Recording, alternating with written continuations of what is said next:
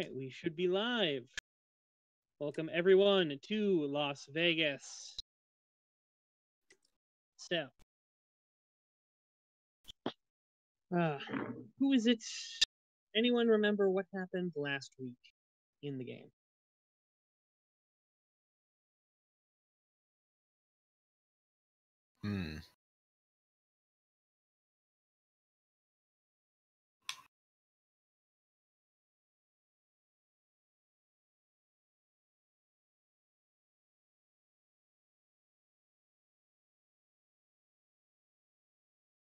Nope, it's all haze. Last game, Lily and Elizabeth and Ashton went and talked to... Sorry, not Lily. Lorelai and Elizabeth and Ashton went and talked to Beth, which is Elizabeth's cousin, who is also the daughter of the white court vampire that we were fighting against. Mm-hmm. So we had a nice long conversation there. And Lorelai and Richard also talked about the situation. So did Lorelai and Marilyn, with the promise to bring her 2 dresses. Of course. She always needs her dress. Of course, and Persephone's going to help her pick them out. And then we went back to LeBlanc's. And we talked a little bit there. We talked with Regina and with Trixie about what we learned from Beth. All right. I feel like I'm missing something. Can anyone else remember what was missed?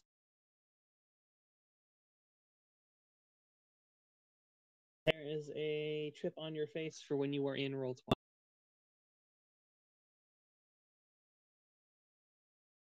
20. Connor did something. I actually don't recall.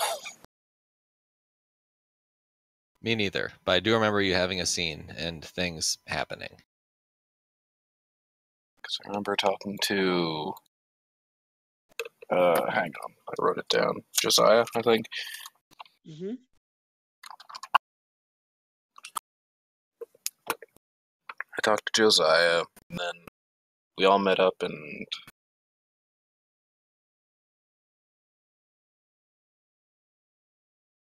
I just remember we all met up and went back to LeBlanc's. I don't remember what happened after that. You were you could not tell the deal that you have made. Yeah, I know that. I've got that written down. And I have no deceit, so yeah, this works well. I mean,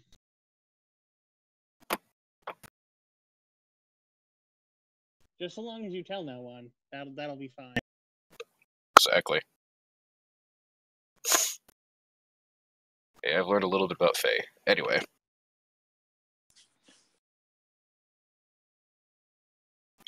Let's see.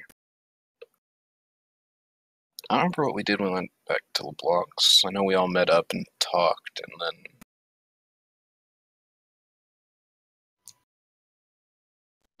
I know Trixie wanted lots of autographs. Oh, yeah. That was great. There was that. There was...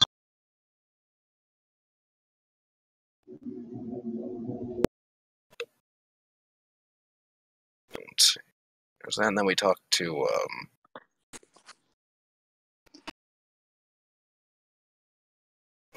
Yeah, I think a lot of it was just talking with I can't remember her name off the top of my head, sorry. Because we discussed some planning, and then I think that's when the session ended. Sorry. That is highly likely. unfortunately, because nothing really, the times and games have been going very short.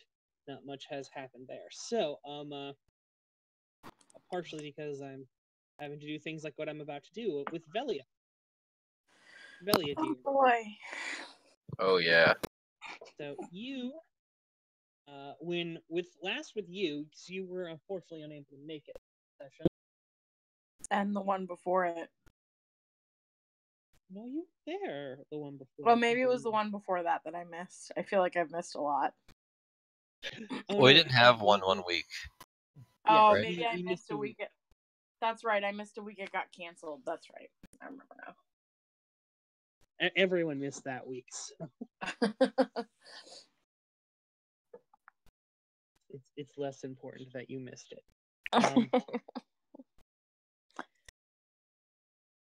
So,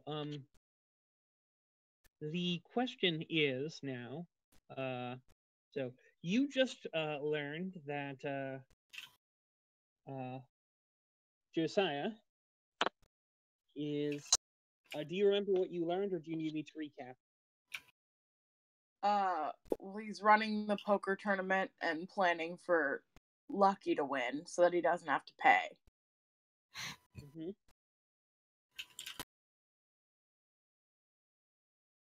And then he basically said that if all of this, if he's the only one on the hook for if it goes wrong, then he's the only one who's going to get any benefit if it goes right.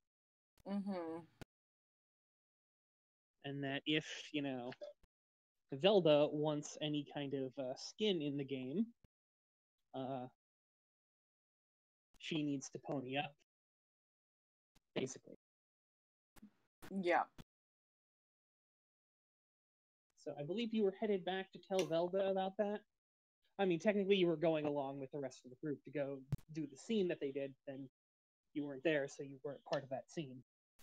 So we're going to say that you've headed back to Velda.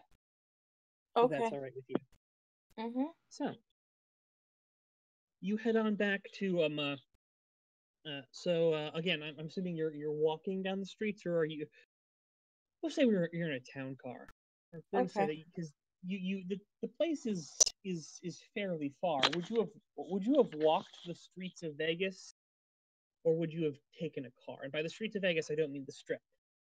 I mean like the No, I don't think I probably would have walked from Old Town back to the Strip. Yeah. I think I probably would have taken a car. So you had a town car come and pick you up, drove you back to the Strip. You saw, the various. I believe you guys were there in the morning, if I remember.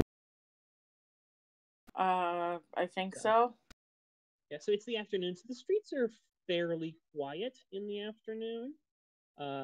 Vegas is lit by a very garish and harsh sun. It really beats down on the place. All the buildings and lights, you can still see them, but they lack a sort of life that they have when they're at night and they're all lighting up. It's very much the city that sleeps during the day, not the city.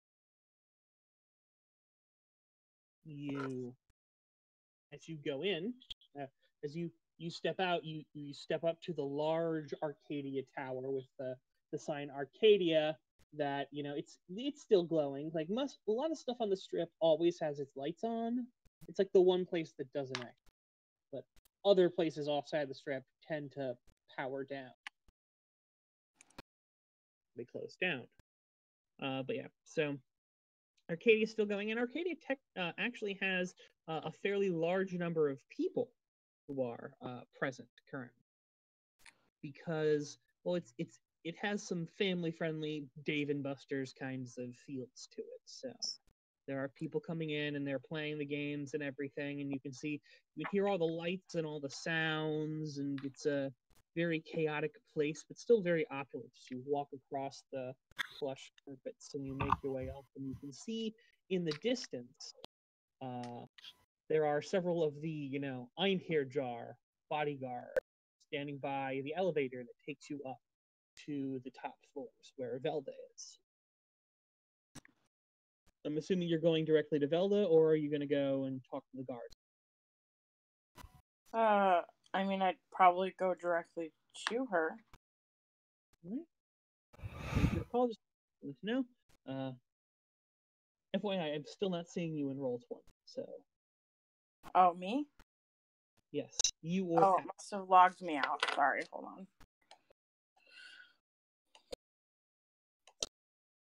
So you get to the guards, they ask you for your clearance, you say your clearance. You get into the elevator, you ride the elevator up. It's a glass elevator, of course. So you can, of course, as I've said before, see out into the various levels as it goes, up and up and up and up and up, until eventually, it goes past the top level and it's just like a stone mural kind of thing. It's what's up here is not for normal eyes. Mm-hmm. So you go on in there and it opens up at one of the topper floors. You're in the area and you can see Belda is sitting at the reception desk and she smiles at you and she's like, Velia, how lovely it is to for you to be here. That's not alarming at all. How nice to see you too, Velda. Sorry, again, as I'm terrible. This is the fairer one, so B Velda. So she's like, "Are you here to see Velda? Velda?" Okay. Yeah.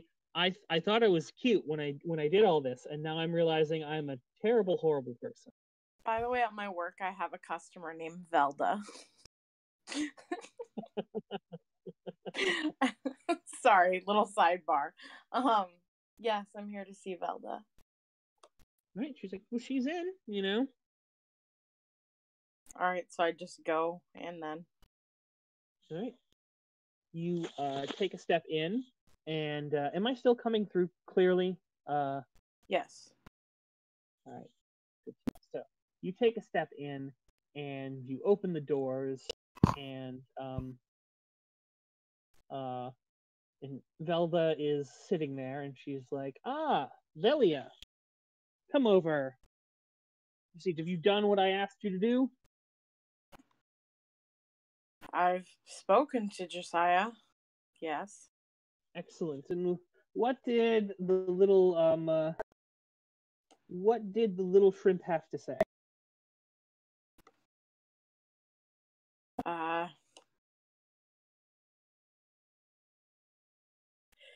He is planning to cheat the system, so there is no payout.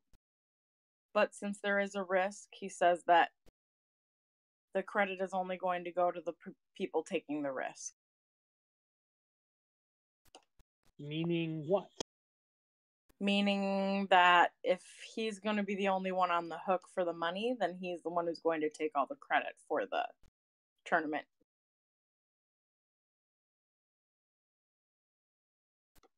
You kind of see her frown. She goes, and what did you tell him about this assertion of his, that he'd be the only one gaining in the benefit of this enterprise?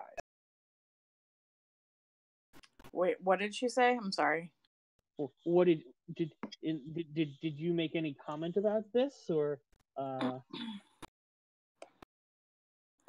I simply told him I would pass on the message. Obviously, he's not a complete idiot. He knows you're not going to like it. I don't know if he's not a complete idiot. With the way he's acting, it seems like he might be a complete idiot. That's fair. His plan is for someone he knows to win the tournament so he doesn't have to pay. However, there's no guarantee that'll happen. He wants to rig the games. Yes, it's always his decision. Rig the games. They'll still come in. Let that guy.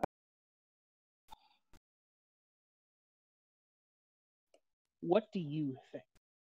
You're the one who took the measure of him. I think he's reckless. She nods. Yes, but anyone who takes 5 seconds and looks at him can see that. I mean, I think it's entirely possible that it could work and his plan could go fine and his person could win. But I don't think it'll be quite as easy or flawless as he thinks it's going to be. She slowly nods. But having a big tournament certainly gives us business that would normally go to Coronado or one of the other casinos. She nods again.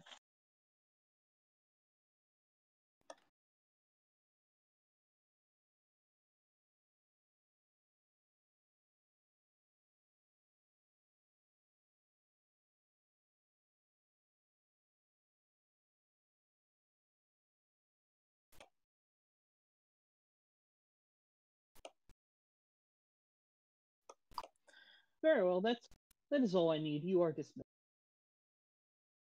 Yes, ma'am. So, first, Monica, I want to say happy belated birthday. Thanks. So I know you said you didn't know what you wanted for your birthday, so I'm going to give you a little hint here, okay? Okay. So, in one of the first sessions that you played, and the first time you interacted with Velda, he gave you some advice. Do you remember that advice? Don't give something without getting something in return, or something to that effect. Yeah. Yes, it's basically the law of equivalent exchange, basically. Mm-hmm. Anything you give a fae, they are obligated to give something back. It is the way of. Admittedly, since you are part mortal, you aren't necessarily like bound by it. Like where the fae don't have a choice, they need to play it fair. Unless they're trying to cheat someone, in which case they can play it, dirty. And the fae cheat each other a lot. Mm-hmm. But they appear as if they're being fair. You cannot give them a gift because that will seem as being indebted to. Mortals can be pushed around a little more easily, especially mortals who serve you. But she just said for you to go and do something, and you got nothing in return from it. Now, Okay. it is you could very easily just say, all right, yeah, I got nothing in return because this is what I do and I am a good team player, and just keep your head down and keep going. And there's no issue with that. Or if you wanted to, you could go, so I have a thing I needed to ask. You may, admittedly, because you didn't get it agreed up ahead of time for this, there might be an extra task built onto it, but is there anything you want from Velda?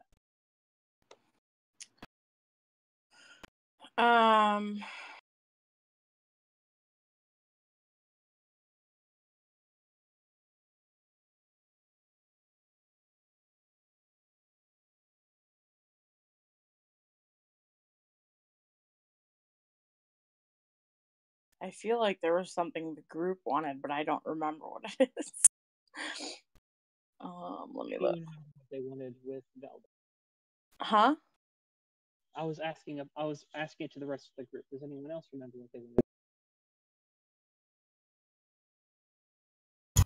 Sorry, I didn't hear that last bit.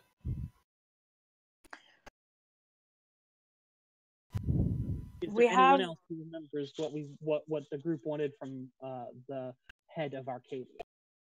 She's listed on possible allies, but I can't remember in what capacity we were asking for her help. It was in much as she is the third most powerful casino faction, and you're going up against the most powerful casino with the second most. Yeah. So, Right, but I don't think a vague like, "Hey, support us in this" is gonna work. I think we need to like be like, "Here's a thing we need." I mean, a promise of her pledging her support to LeBlanc's crew would be a thing.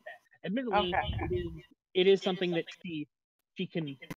She's a fae, and she might be able to lead out of like, oh yes, I'll support you by making sure you don't die by stopping you from doing this. You know, but Yeah. So a powerful ally, but a extremely dangerous enemy. So we should at That's least fair. make sure they remain neutral. All right. So then, on the tail of this conversation, on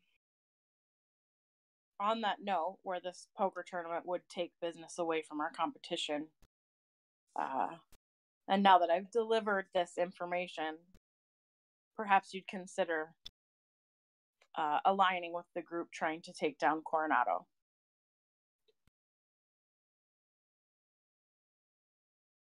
that isn't what we discussed. Why would I want to poke the bear? What's in it for me? What do we get out of it? You haven't told me that. We get to be the new bear. Ooh. So you're suggesting that we go along, throw in our support, and in the end we end up on top instead of, say, the Iron Lord or any of the other startups? I mean, there's nothing in the group. No one in the group's agreed about who's going to take over. Interesting. Interesting.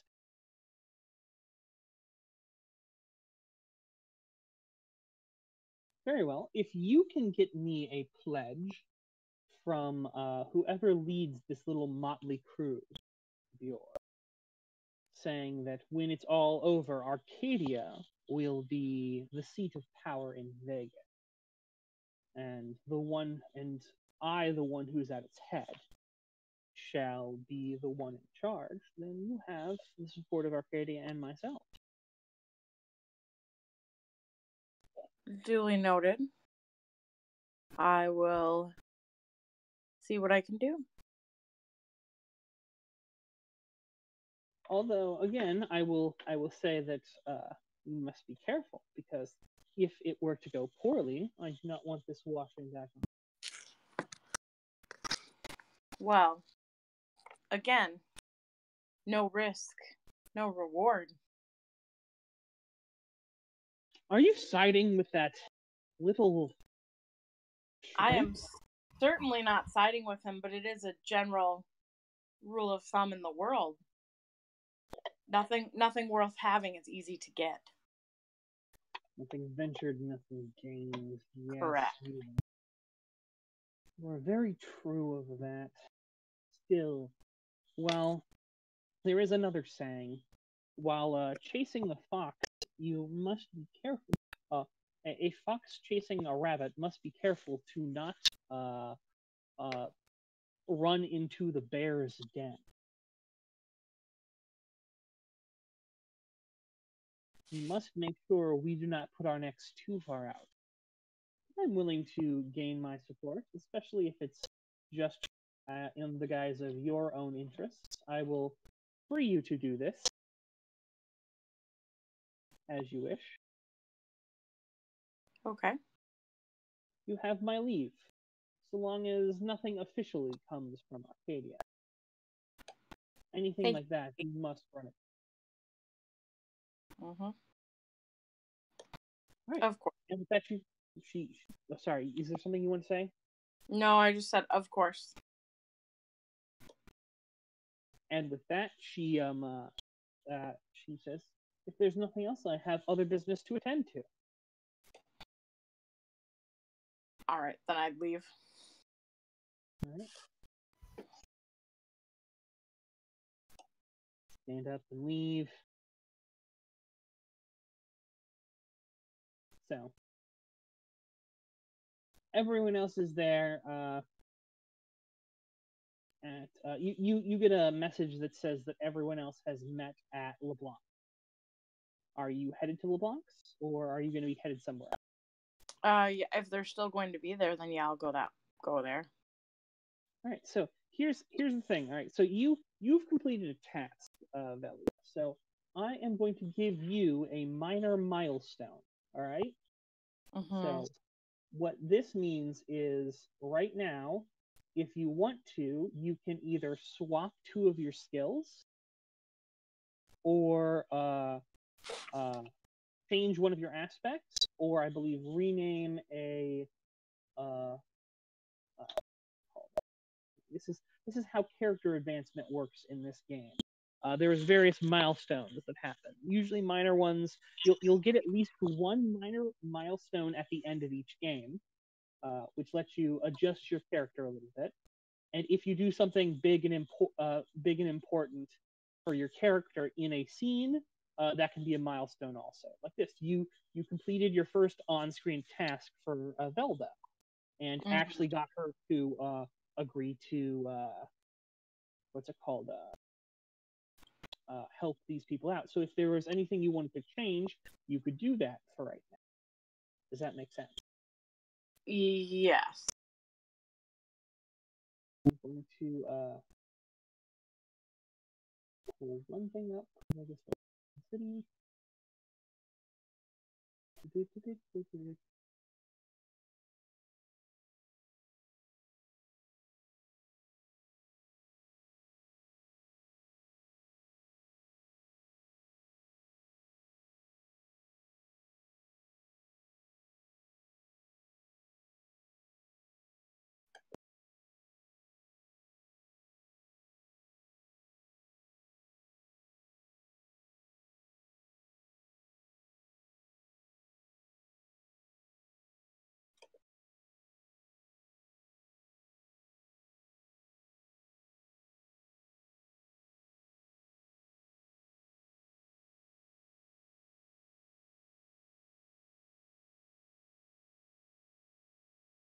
I'm sorry. I'm pulling up the stuff, and I'm going to put it in random stuff. So that is what one of the minor milestones is you switch the rank of any 2 skills, or replace 1 average skill for one that isn't on your list. You change a single stunt for any other stunt. You can purchase stunts or powers provided you have the refresh to do so, so buy more power. Or you can rename 1 aspect. You get to do one of those things with a single minor milestone. I'm gonna. It's always good to start thinking about if everything you have you want to keep, or if you want to start changing, because a lot of the advancement and growth in Dresden is going to be with changing. And this is how, because we're several sessions in, it seems like everyone's pretty okay with their characters. I mean, if someone wanted to make some big change to their character, we could still discuss that. But for right now, we're getting to the point where your characters are kind of locked in, and you can't just go, oh, I meant to have this up a little higher.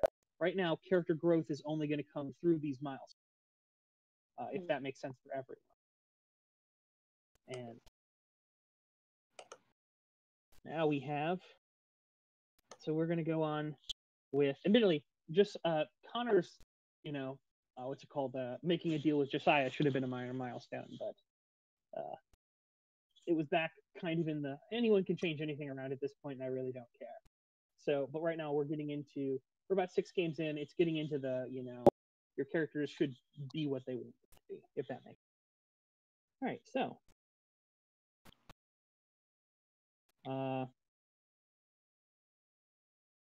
Connor and everyone else, you are in LeBlanc's. LeBlanc's, it is a white club. There are some mirrors. The lights are up for right now. Normally they're down and the neon lights are going.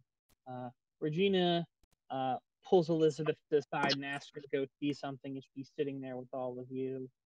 And as she leaves, Elizabeth gives Connor kind of a look, because I remember you were talking to Elizabeth about what had happened, and Elizabeth did not buy your bullshit, if I remember correctly.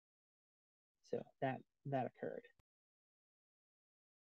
So you are all sitting there in the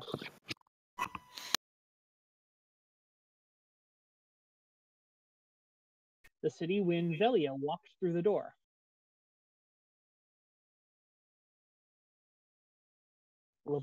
Regina LeBlanc looks up and goes, "Ah, Miss Stewart. So nice to see you again. What's everyone else doing?" as she walks in the door.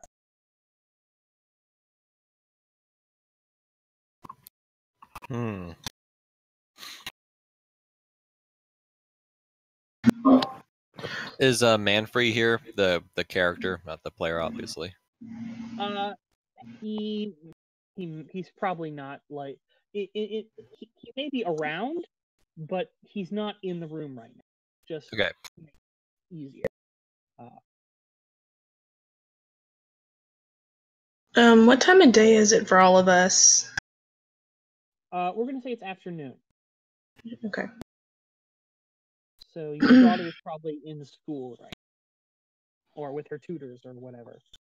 Okay.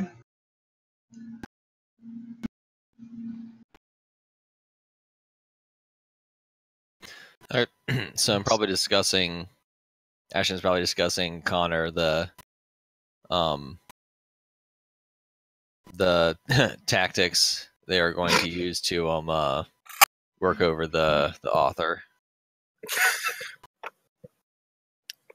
Tactics. I just realized you can't see me doing air quotes. Yeah. Yeah, tactics.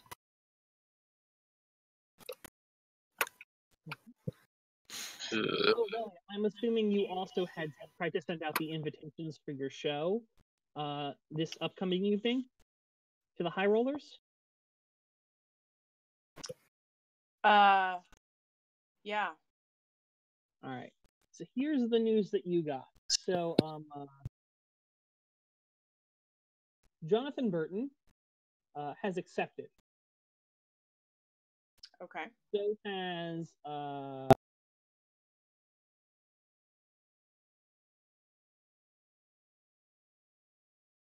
Candy Bass. Jonathan Burton and Candy Bass have both accepted, and they will be at the show. Ace Ashby has declined. Okay.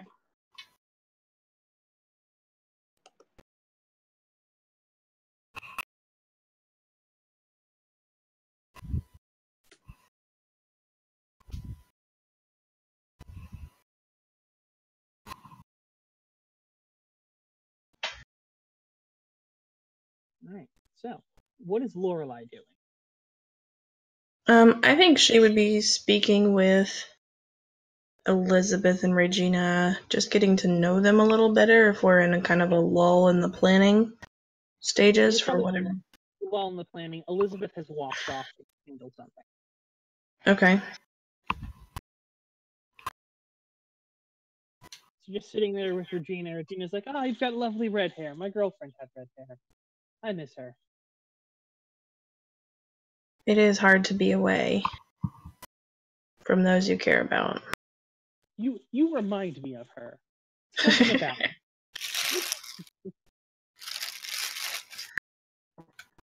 Oh, do I? No, I'm of course. Brandon is making a joke. I know you are.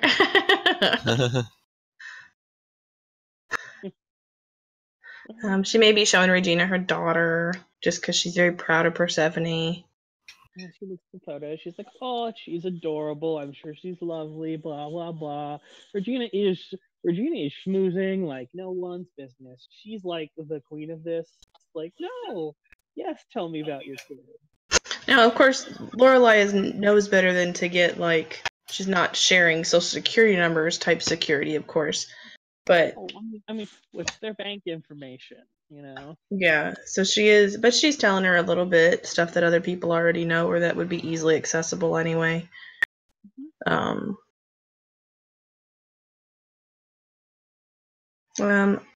think at some point she may comment on, oh, and so how is my brother doing down there? I heard that you guys are keeping him busy. Mm-hmm. We've We've gotten in a few scrapes, but he's been a good man to get us out of them. He always was the smartest of all of us.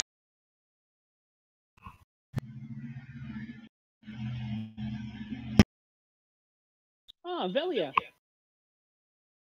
And Manfred, and as Connor and Ashton are talking, actually, cut there. So, what exactly are you two discussing about the changed honeypot scheme? So, what is your idea of how the scheme is going to go? Who are you asking? Connor and Ashton. Ashton, yeah. So,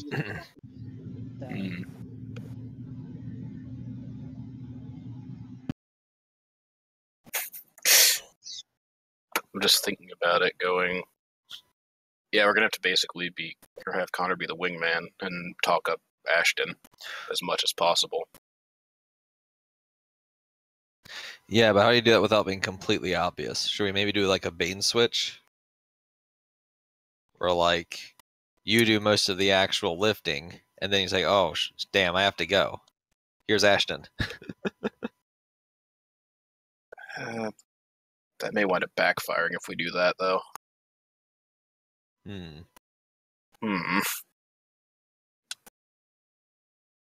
start with best foot forward and just... I like how we're actually putting thought into this. What she likes? Have you read her novels? No. Neither have I. That might be a good place to start. That's actually a really good idea.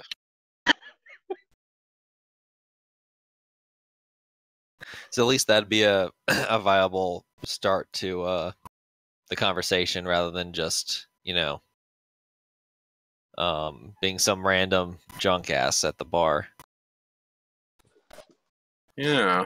I imagine she doesn't get too many male fans of her novels that are interested in her.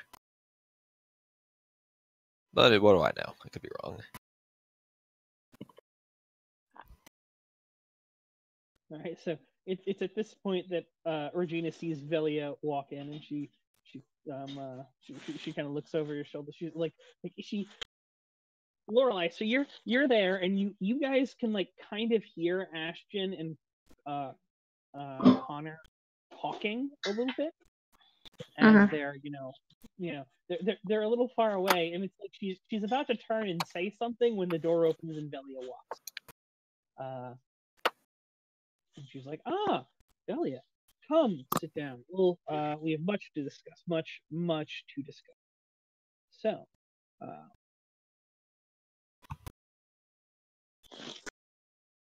the first thing Huh? Regina is gathering everyone together. Are you two coming to sit down at one of the tables or at the bar? Or we're gonna say it's at a table, not the bar. Yeah, a table. You were fine for most of that, but for some early parts of the sentence, it was really muffled. I'm not sure why, but it was fine. I was able to hear you. The thing might have slipped. Remember, it's a microphone on a hanging cord headset thing. Okay. So. Yeah, I'll join everyone. Right. Yep. Lorelai, I'm guessing you're going to join everyone? Yes. Well, Lorelai was already there. Oh, well, they're sitting down at a separate table. Like, she's congregating you all into a separate place. Then yes, she would have gotten up and followed. Velia, I'm assuming you're joining also? Yeah. Yes. So, you all walk in. You sit down. Regina's very much. She sits at the table and she's like, "So, a plan. From what I understand, there is a plan to have several meetings with the higher up, the high rollers tonight. Am I correct, Miss Stewart?" Well, two of them have agreed to come. So, yes. However, one of our invitations was declined.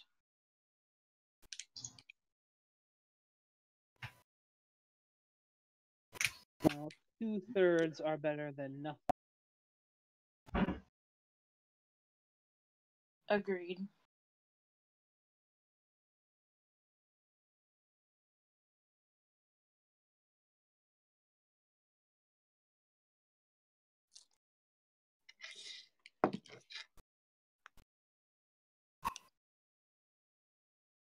So as I understand it, which one has declined? Ace Ashby, the poker player. Hmm. So it's just the romance novelist and the Restaurateur. Critic. Restaurateur / restaurant critic. But yeah, he's technically Yes. a critic, but it's like he's trying to branch out. So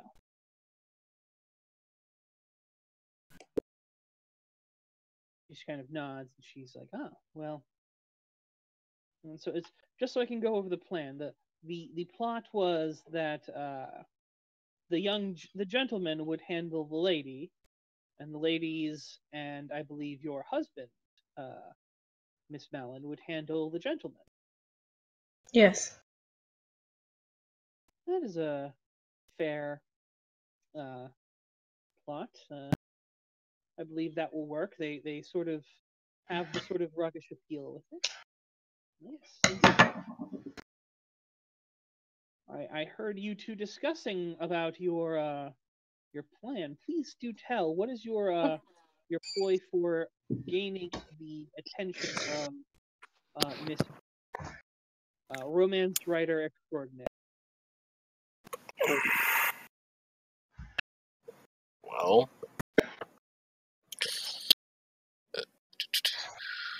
there we go. At the moment, our plan seems to be I'll play the wingman and talk up Ashton as much as I can, and basically see where I can go from there. Like, hopefully we can get him in. That's my entire plan at the moment. And Ashton, are you going as who are you pretending to be? Mr. Connor Cash Clemens has a reason to be at this high society bank.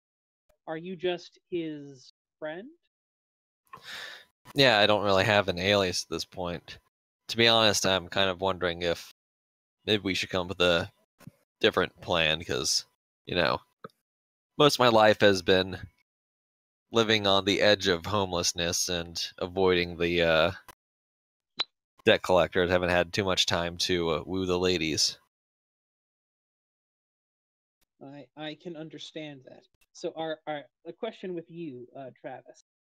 Yes. I know we had discussed things where we were discussing your possible going to Snakeware again, or is that something you wanted to do, or are you sticking with Were Snake? I think I do kind of like the idea of snakeware, yeah. All right. So we'll discuss that a little bit, but I'm going to give you a soft pitch right now for a character concept. You tell me if you like stuff, and if not, then we'll work with it. Okay. Yes. So again, it is very much something that you were you can still be a gullible do-gooder because you're an animal who doesn't know what they're doing. You can still be a working class were snake. Now he needs to go working class snakeware. Yep. Fair.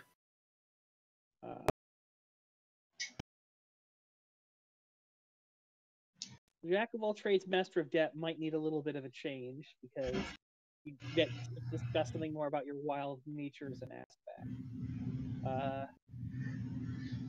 I'm gonna change mentored to awakened by Annette Stein. Okay. Yeah. Because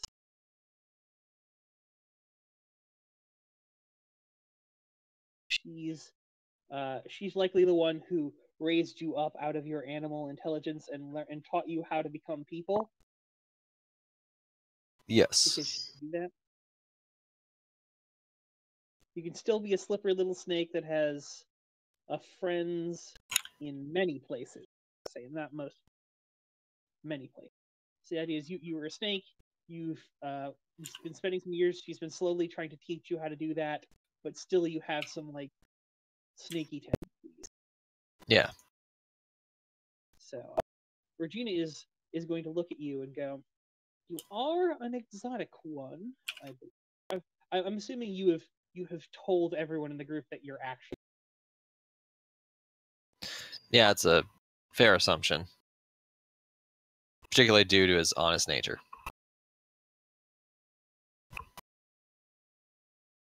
All right. And I'm sure you're like, it's so there's a lot of times you're fine just like rubbing yourself up against like the things of like, no, the skin doesn't come off anymore. Stop that.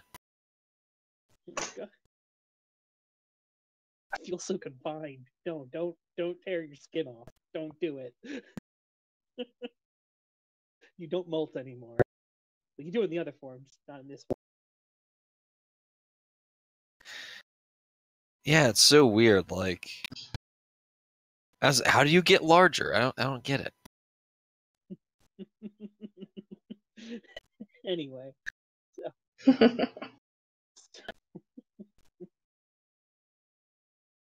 as you're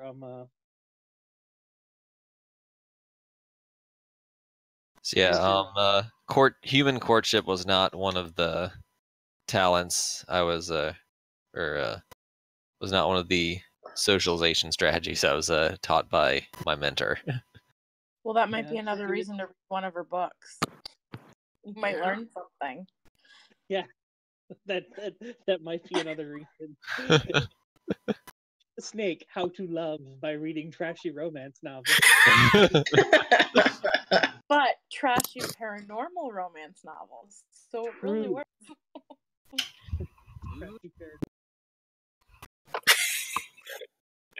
We have other people in the apartment who are hearing me talking about how we're teaching a snake to love.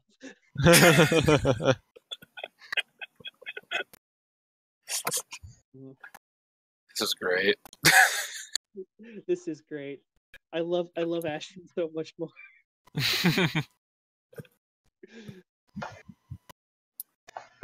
I'm just a good old snake. Don't worry about me.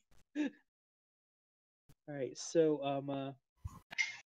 so Regina kind of goes to you and she goes, "I can show you a few tips, a few tricks, if you need it. Would that be acceptable for you?"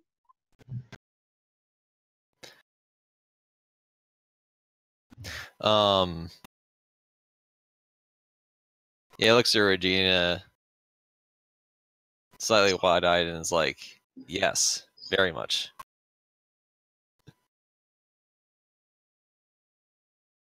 Very acceptable. I and she looks back at Lorelai and it's like, I suppose you were already in contact with your husband for this meeting. Correct? Yes, we will be fine speaking with the gentleman we're sharing a box with. All right, very well. So Regina kind of turns back to Ashton and starts giving him a few like she has Ashton kind of stand up and actually has Connor come over a little too. You guys can she's moving a little far away, but not too far away that Lorelai and Belia couldn't like overwatch if they wanted to, or if you guys want to just completely ignore this scene, you can go and do whatever you want. It's up to you. Are you guys watching the snake turn into a real boy, or Oh yes, definitely. Oh yes. There's no hiding it either. We're turning in our seats, legs crossed, admiring the tutor at work. So she sits down. She's like, "So many women, I can't much give you a crash course on what all women like, because all women are different, just like all people are different. But many women are not looking for something ordinary. They want something extraordinary. Most women also not too keen on bestiality.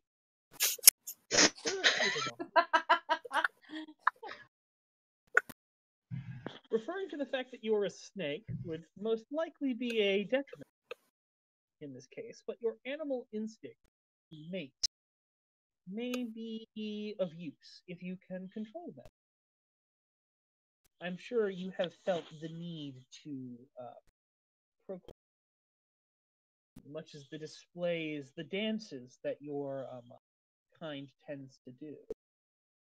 I'm not certain all of snake mating. Again, I'm not a scientist, but they can come in handy. We're going to show you a new mating dance. Is that acceptable? Yes, of course. Humans are very complex and strange. Well, they like to complicate things. I'll give you that. Indeed, they do. The first thing we are going to need is to come up with a backstory, a lie, because unfortunately we can't just say that you're you. First of all, that will be either entirely too exotic, that will be entirely too supernatural and weird, or entirely too normal. So he kind of looks back at Velia and Lorelai and goes, "Who should he be? Not as Ashton, but what should we make him into? Is he another poker player? Is he, son of a wealthy businessman?"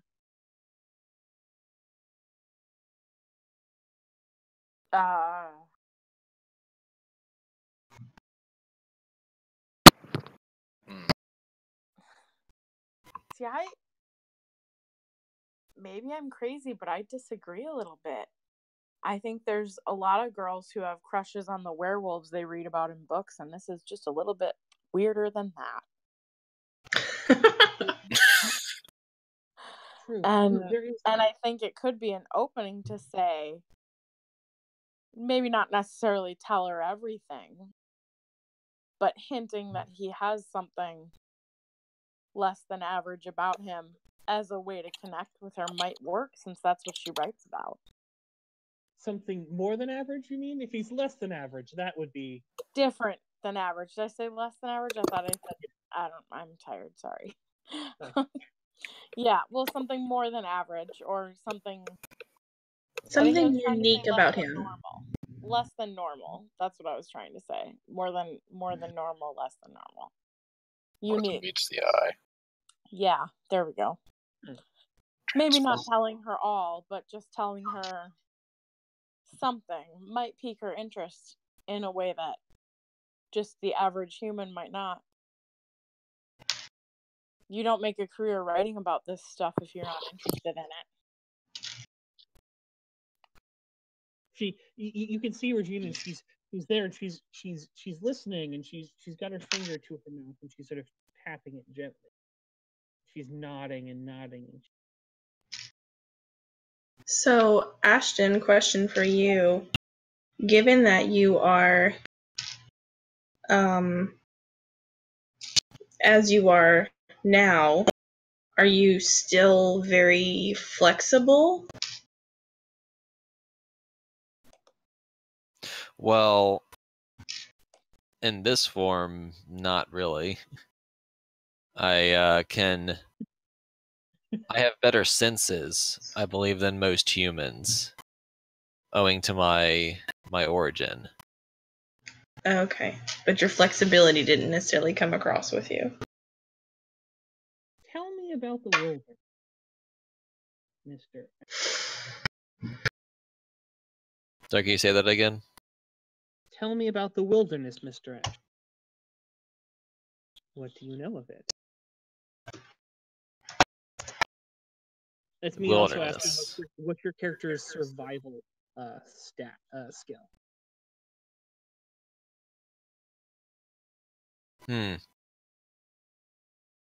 Right now, survival skill would be mediocre, but given the change in backstory, it'd probably be worth it to swap that around a bit. You have free range to address your character and change him however you want. All right, because we have upended your character. Okay.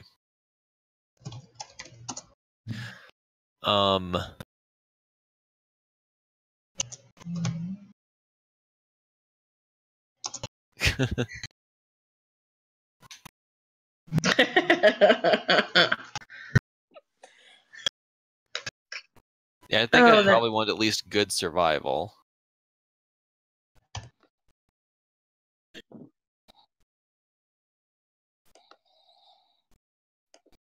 That's what I'd be thinking, anyways.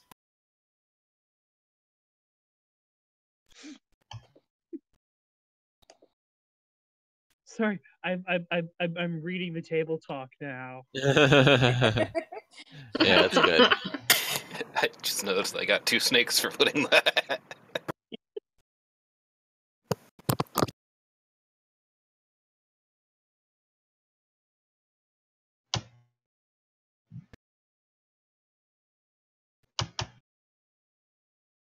Oh. And that means Tetsuo gets to come into game now because there's no where for an animal wear is in game, and I don't have Tetsuo show up at some point. Probably not immediately, but eventually. Amazing. Oh, okay. Never mind, I know what you're talking about. My mind went straight to fucking Akira, so. Yeah. Anyway. Tetsuo was. That's right.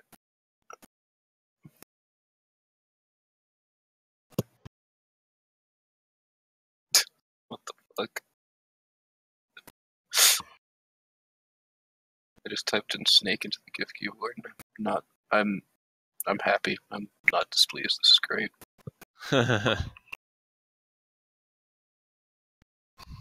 Like, this one's just fantastic.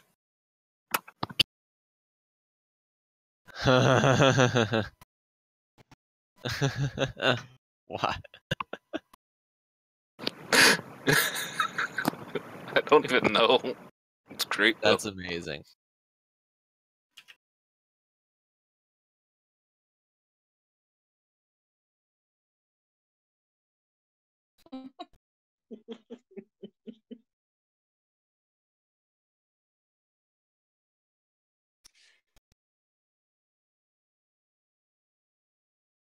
Okay, but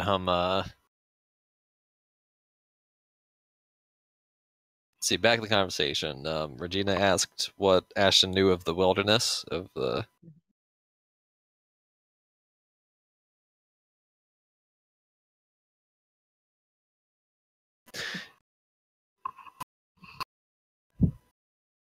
Yeah, so you can describe the. You're asking for a role in particular. No. I was Okay. asking what your skill was at. So you've got a good survival, Yes. and you already have kinship with snakes. It's like.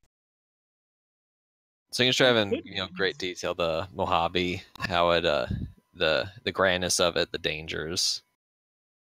You could be, say, a handler and perhaps even trainer or tamer or something that has to do with exotic animal. It would use your naturally given snaky knowledge talents to good use. Interesting. And give you stories. Or perhaps you're a scientist who works with it. That might be harder to do. Scientists would probably need more schooling than I believe you've had. That's actually a genuinely good career path.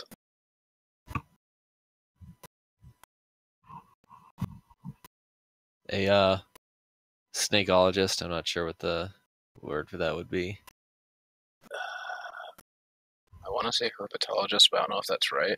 Yeah, that's probably herpetologist. And I'm probably pronouncing it wrong, so. I don't know.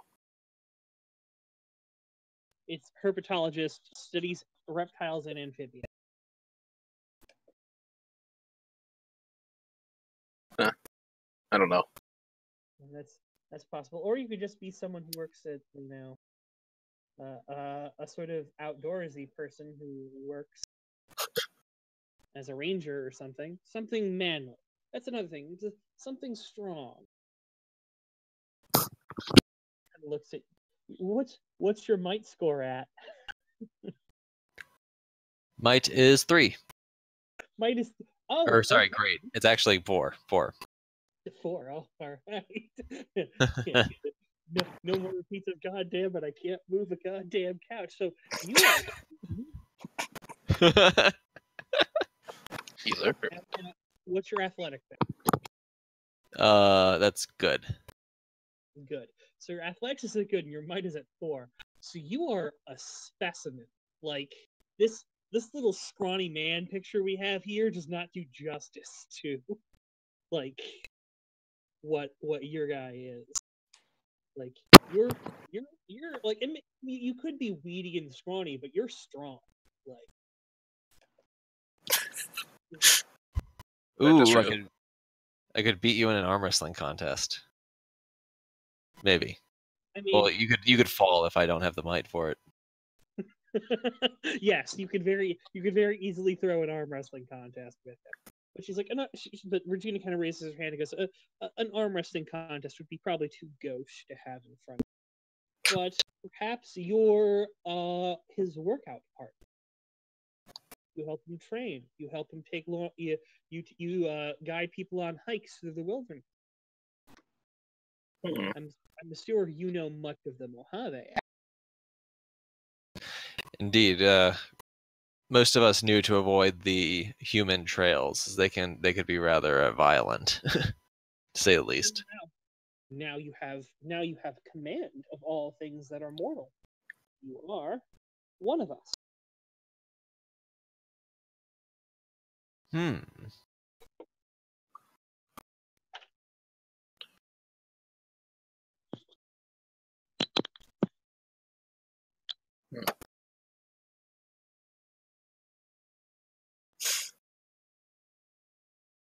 I did just realize Ashton has higher might than I do.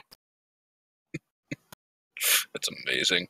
I did a different build than usual. Like, most ones you have like 1 superb and 2 great and etc. I have 3 great instead and no superb. I've done that before. It actually is pretty great. Pretty great. Damn it, I didn't realize I made a pun. Gotcha.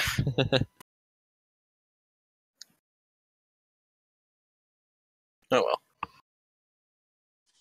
It's not a bad idea though. She's like, you should have a story. You should have some reason for her to want to get to know you. Something that makes you interested. Like the bright plume of a peacock. Do you understand what I'm saying? Ah, I see. Yes. You need some way to make yourself stand out from all the other men, particularly this man right here, who is an absolute monster and a beast, even though he is taken, which was one of the reasons I believe he was first offered, because it would be very easy for him to go, well, yes, I've already proved myself. I fought in the ring. I have done blood sport. That can be very enticing. So, because admittedly, a lot of this is going to be her helping you to try to flesh out who you want to pretend to be. Because she says that's the main thing you need to get down, is who are you going to represent yourself as? It's best not to lie, but we're probably going to have to stretch the truth a little, because the truth is you are not a human. And that is not something you should lead with. If you walk up to any woman and go, oh, hi, I'm a snake, they're going to go, I'm not sure I get what you mean, but I'm pretty sure I don't want to be around you. Oh my god.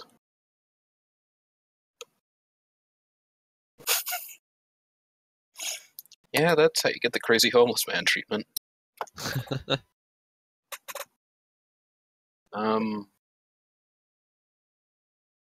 Although I realized, wow, Parvis really lucked out in that aspect, because he was a rat, and he could just say, oh, I'm a rat. Like, I can tell you look homeless. It's like,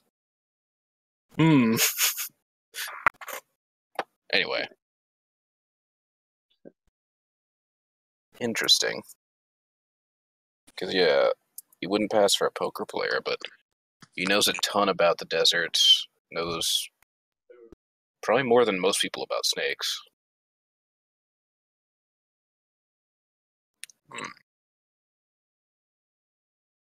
No, she goes, now, seduce me. Um, I need you to roll me rapport. that's actually have a pretty good score, but I might need to change that a bit. Do you mind if I'll just roll what I have now, and when the session's over, I'll adjust them for the thing. Is that okay? Yeah, that's fine. Okay, because I actually do have great rapport. We're hitting all the good skills I have for now. Let's see.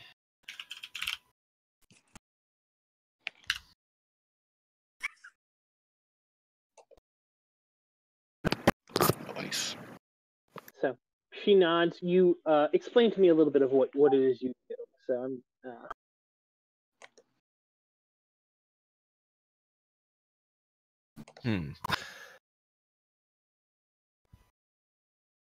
So,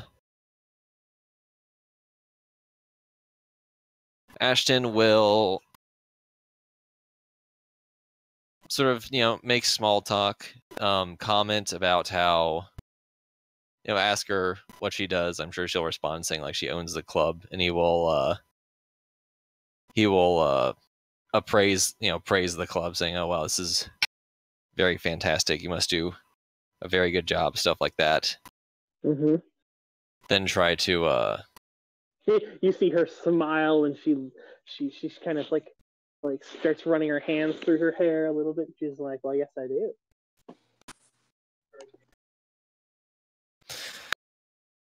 see, and he'll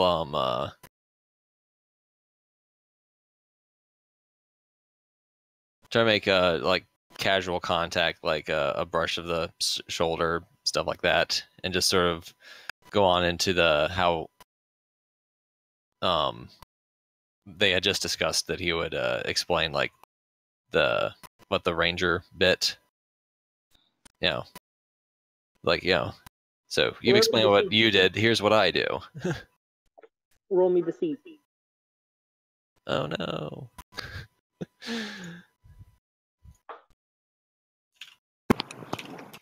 Oh, it's not as bad as mine.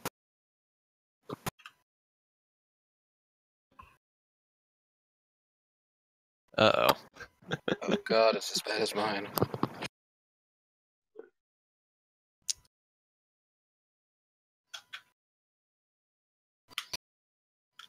So she just kind of stops you as you start talking about how it's like, yeah, I mean, I just love the outdoors. There's nothing quite like feeling like the heat of the sun on your back, or feeling the dirt on your face as you crawl on the ground. Yeah. And she's just like, yeah, nope, that's not. It's not good. So, Lorelai, hell yeah. How do you take he's going so well, and then he goes off a cliff? What are your two reactions to? Lorelai is like half covering her eyes as if she's trying to not watch a train wreck. She does have the decorum not to laugh at Ashton. It's more of a oh honey. Maybe don't share so much about yourself unless she asks. Women like mysterious men. If she doesn't ask, don't share. Yeah. Regina nods. She's like, mysterious would probably be the way to go. Closed down. Well, and also people in general are all a little bit self-involved, so a rule of ask more than you say is usually considered flattering to the other person. Mm-hmm. She nods. She nods. Definitely, that's. Stick to the basics. The basics will be fine. And let your author talk. An author is cooped up and wants to talk.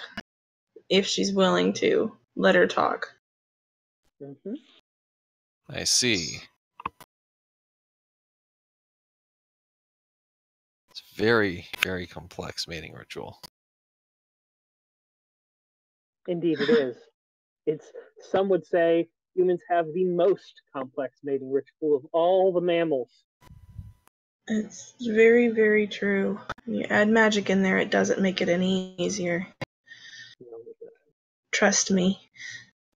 I know.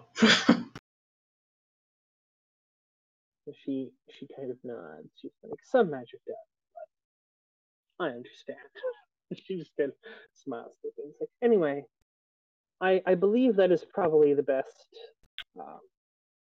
decision for that. By the way, what I said about closing down is you can use rapport instead of deception against empathy checks to see if you're lying. You roll rapport +2 in order to defend against empathy checks to see if you're lying. It's called closing down. The thing is, it lets them know that you're hiding something. Yes. It's the full defense option. It's rapport +2. Nope, you're not going to get me. No, but it can be mysterious, as Velia said. That'd be a good thing to get. You know? Okay. So with this, I'm going to be giving you the whole main point for this was for me to lay upon you this this temporary aspect of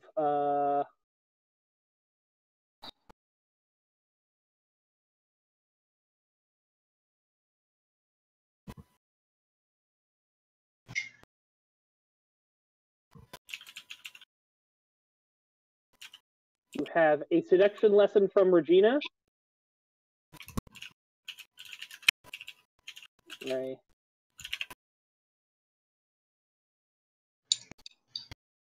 I'm just going to go with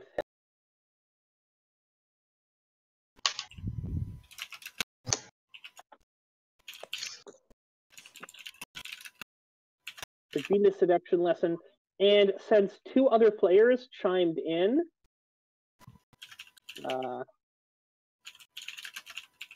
we'll give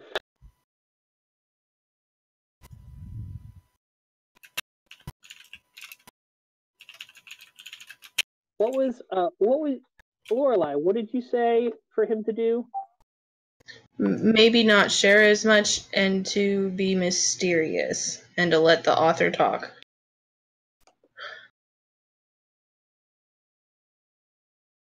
Or to not ask, to not share unless she asks. More specifically.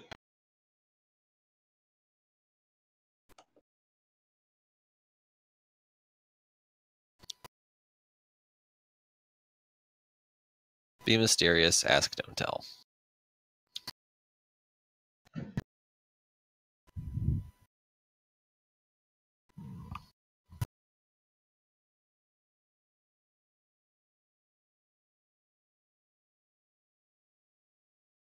So yes. So here are 3 aspects that this scene is giving you. So you have Regina's seduction lesson, Velia and Elizabeth's advice, and an invented backstory. Oh, you're right, Lorelai.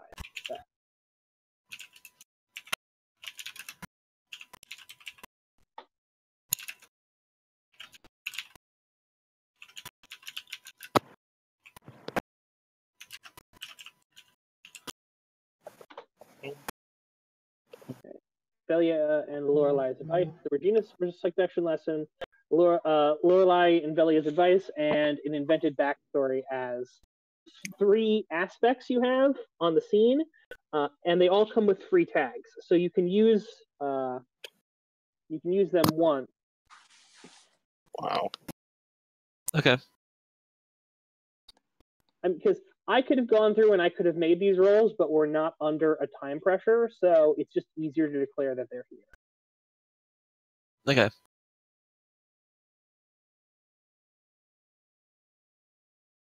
Because we worked on that. So with that, Regina kind of turns back to Lorelai and she goes, "Is there anything else that you need for your preparation that we should discuss before we go into your part of this scheme?" Is there anything I need to know about our restaurateur that we don't already have information on?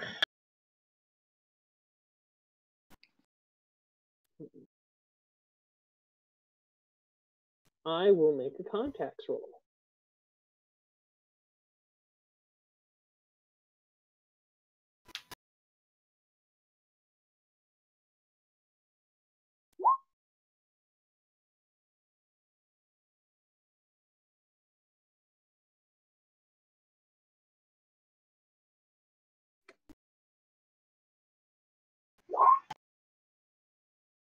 No.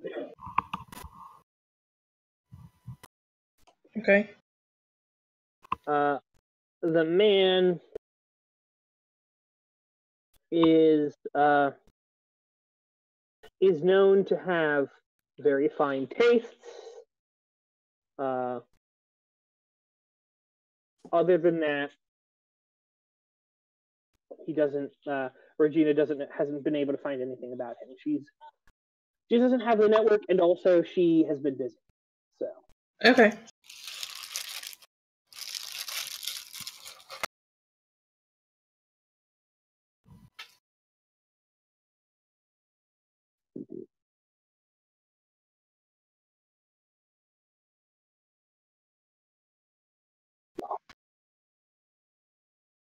that's better. That won't matter for right now, but I'll.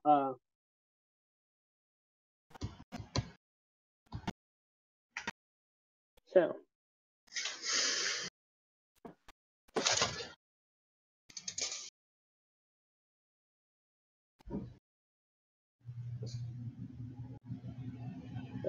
Unfortunately, I haven't been able to come up with anything. Velia, she does turn to Velia to ask if, as if to say, see if she would have any information. Velia, would you like to roll to get information, to assess information about, or to declare information about there? Or would you like? All right. So here's the thing. You can try to assess things about him, which says, I want to make a roll and I want to see if I can know something that Brandon comes up with. Or you can try to declare something and say, I want to declare that he has this thing is about him and make a roll to make that stick. So would you want to declare or assess something? Assess, probably. Assess? Yeah. Okay. Probably going to need a 3 in order to get information. What am I rolling for? Contacts. Oh, right. To assess information about the restaurateur.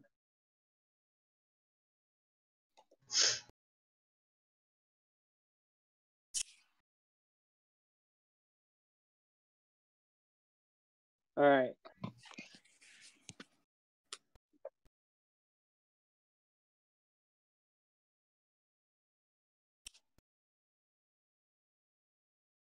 So you know a bit about this man, all right?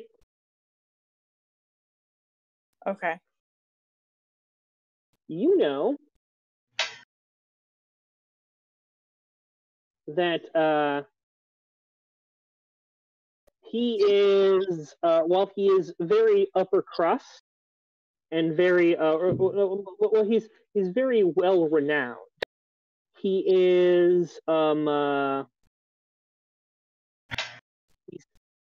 he has a very odd taste about him. He likes very exotic foods, almost kind of like an Anthony Bourdain sort of. I go around the world and eat random things. kind of gourmet person. Okay. He's also rather eccentric at times.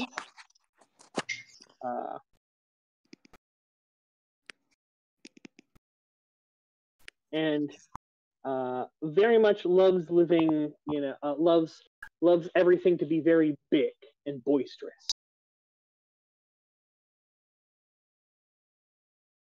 Oh, Jesus.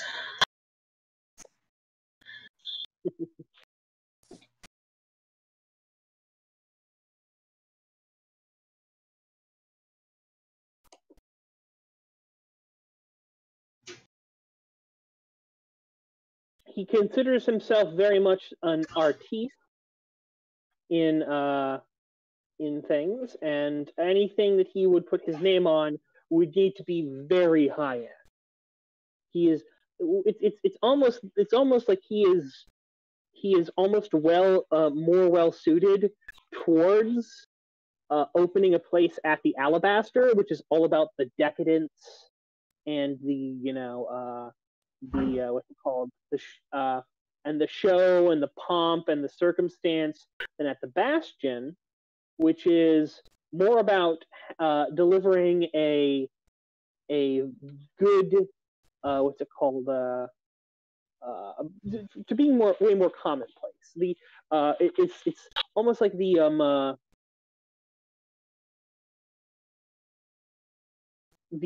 Alabaster is the bourgeoisie of the bourgeoisie, and while he's a real kind of creepy and a little bit of weird and sometimes off his rocker, he fits directly in there, rather than the Bastille, which is a little more proletariat for the bourgeoisie, and they want to be open towards everyone, have everyone come in.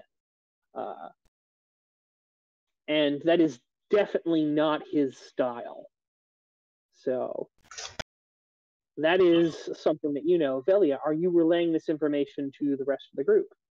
Yes, absolutely. All right.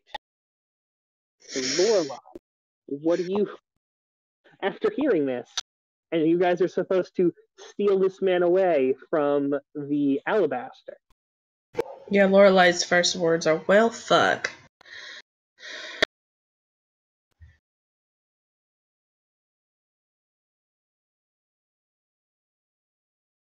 This ought to be an interesting show. Mm-hmm.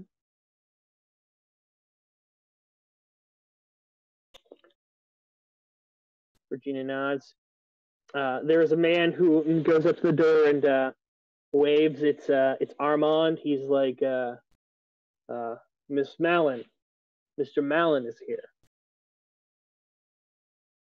Oh, Lorelai will get up and go greet her husband. He's out there. He's like, is it all right if I come in? You know. She's not even going to look back at Regina, and she's just going to say, I don't see why not. And she'll take his hand and... He walks in, he walks up to Regina, he takes her hand, he gives it a kiss on the back and a little bow of respect, and she's like, Lord Malin, it is a pleasure to see you, sir. He goes, likewise, Lady LeBlanc. I was not expecting this, but seems this is where we're at. So what has been going on? And she goes, well, Lady Velia was just telling us a little bit about the man you were going to meet tonight. Oh. And she lays it out there. Kind of nod. I see. Oh, Velia, do you specifically say, I don't think that he'd be a good fit for your restaurant? Or do you just play that concept? What? No. No. So you're just saying I'm he'll use not a restaurateur. I don't. It's up to them to decide who'd be a good fit. But here's the things I know about him as a person. He's very flashy. He's very showy. He wants the best of the best of the best. Mm-hmm. And also the best or the most odd, you know. it's like he likes things that are new and novel and weird and not necessarily family friendly, but very much exotic.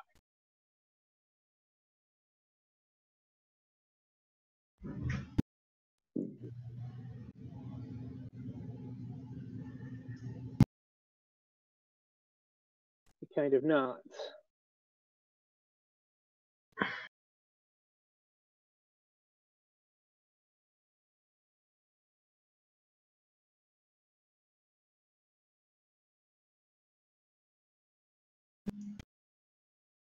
Now, out of character question, or maybe in character question, is this man is, he likes exotic foods and stuff, but can he cook?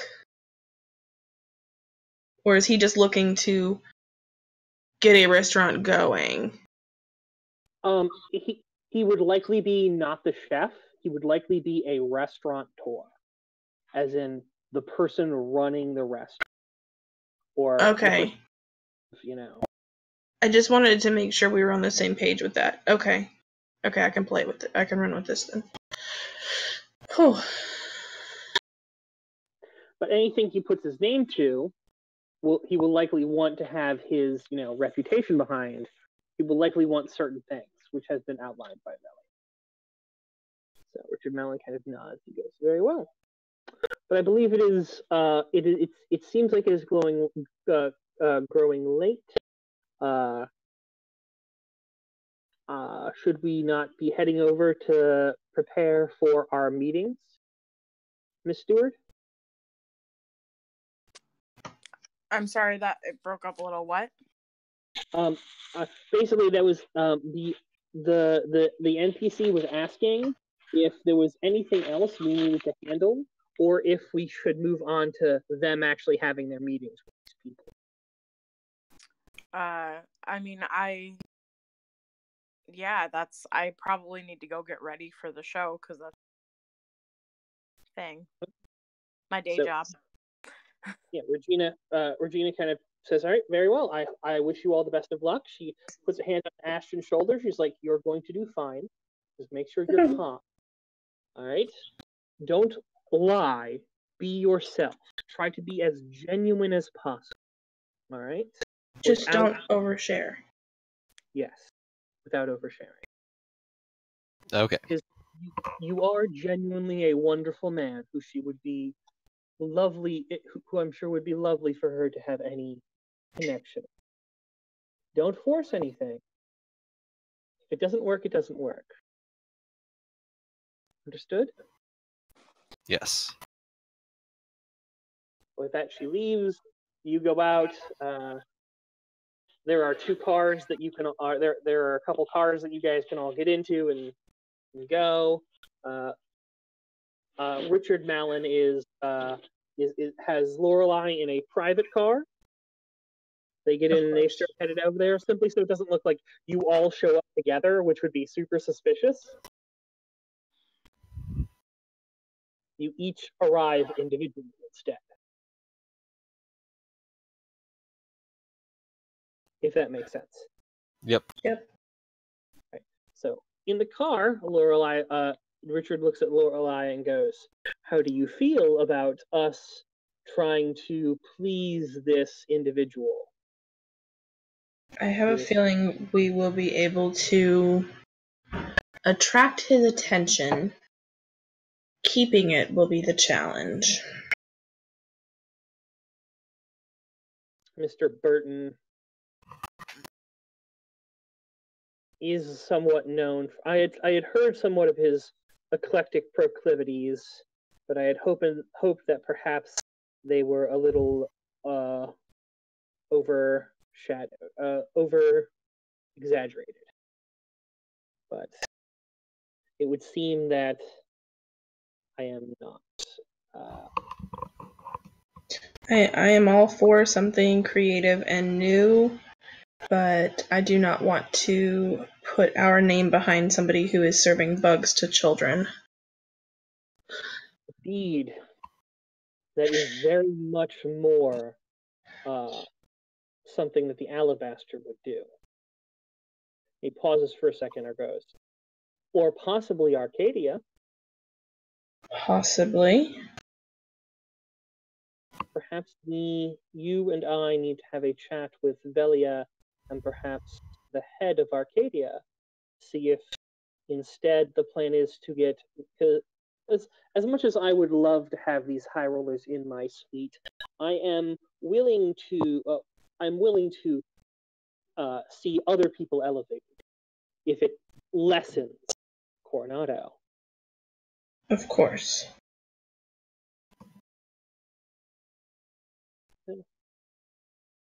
Yay! Another last-minute change by a NPC.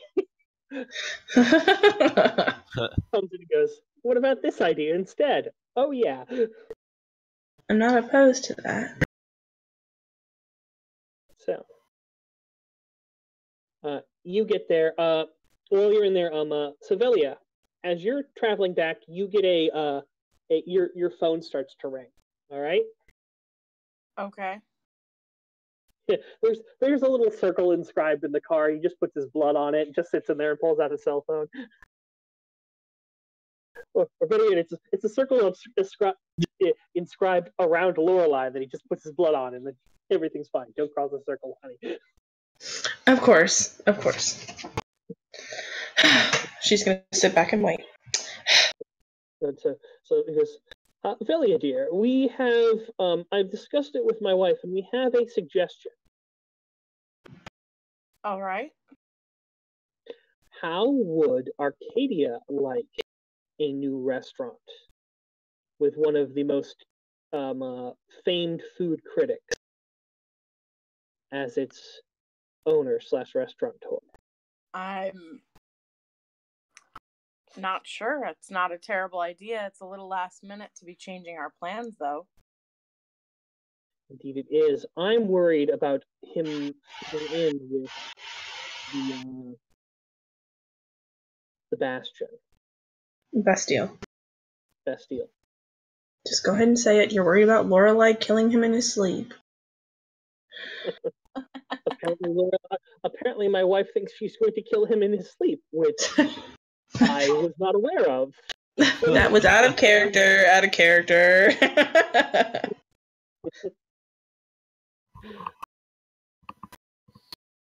Is this something that could be made to happen, or? I can try and speak with. I don't even know which sister would I talk to for that? Sorry. You would probably need to talk with Belda and Velda, and possibly Felda. Okay. Well, you'd need to call a convocate of the top 3 to do it. All right. Yeah. All right. Well, then I'd probably just say let me make some calls. Mm-hmm. She goes, that's perfectly fine.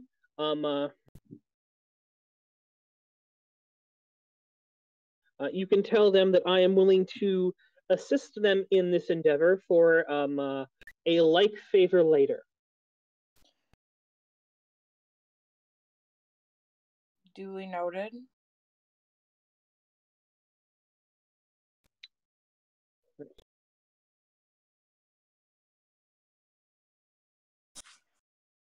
All right. Well, then we'd probably end the call, and I'd call to see if I could assemble them because I need to get ready. Yeah. So you call to get this, and you get put on conference, and Belda's like, yes, Vilio, what's going on? Did you get the pledge of did you get the pledge from the new vampiress? One step at a time. However, a new opportunity has arisen in stealing away some of their VIPs. Initially, the thought was that one of them would be going elsewhere. However, now that we've learned more, we think perhaps Arcadia would be a better fit. We have invited Jonathan Burton to my show this evening, and he's looking to open a restaurant. The Gourmand? Yes. he's in talks with Coronado, but we think perhaps we could lure him away. And maybe Arcadia would like to be the home of his new restaurant.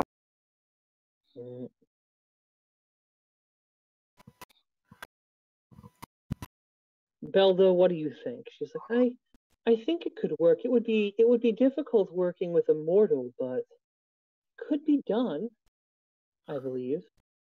He does, as from what I've seen, I believe he has a taste for many exotic foods. We could certainly show him all of the exotic foods.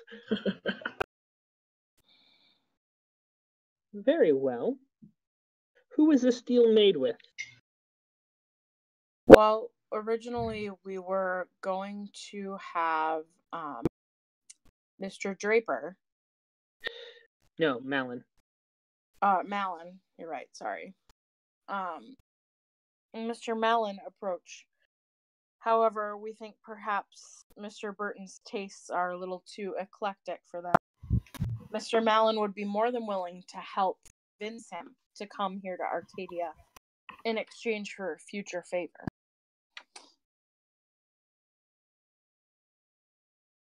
Owing debts to the Iron Lord. It's not something I like to do. I do not want him involved personally, but if he has any of his people to assist, that is fine. Okay. Would any of you like to attend the show tonight and have the opportunity to sit with Burton?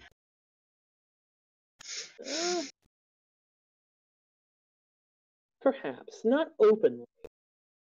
But I could see someone attending under a veil, or some guise, or some glamour. Okay, well, just let me know before showtime so I can arrange the seating for our guest. Very well. So they go out there. So, that I would call back Lorelai and Richard and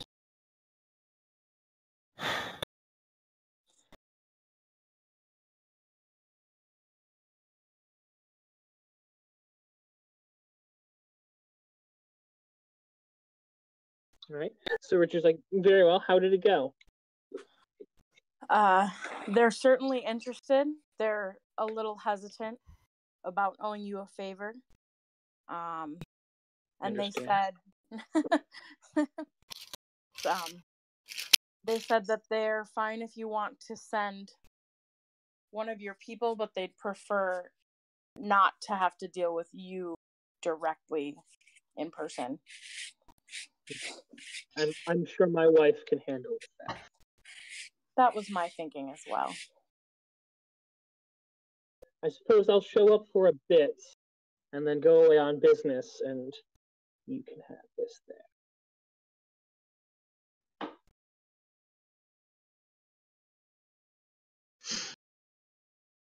Is that okay with you, Lorelai? That's fine if that's the way we need to do it to make it all work. Given how last minute it is, there wasn't a whole lot of time to come up with a convincing additional plan. So Malin nods. I understand with that. This can work. I will have to work with that. Please, I will see you in a bit then. Hangs up the phone. I'm gonna make one minor change. It's not your show, Velia. It's like you might be singing as part of it, but I kind of want you in the scene actually talking to him. Okay. Not as a coach. All right. Okay.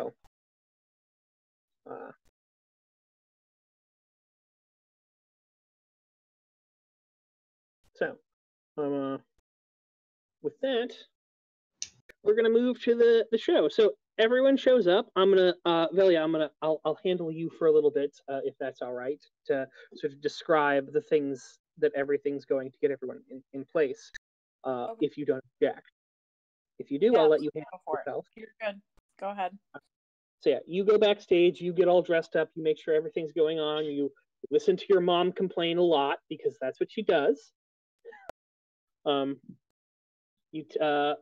You show Lorelai and Richard to their box seat that Jonathan is already in attendance at, and they start talking and schmoozing, and then you lead, and then Connor and Ashton show up and get shown to their box seat. But by this time, you have to be on stage.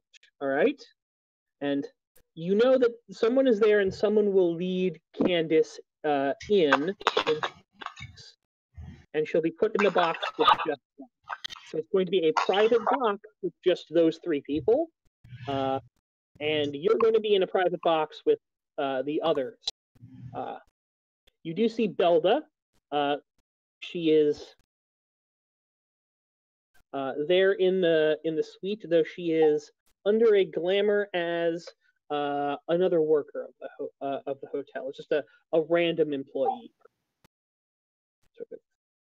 Or not like employee person, like an investor person. If that makes sense.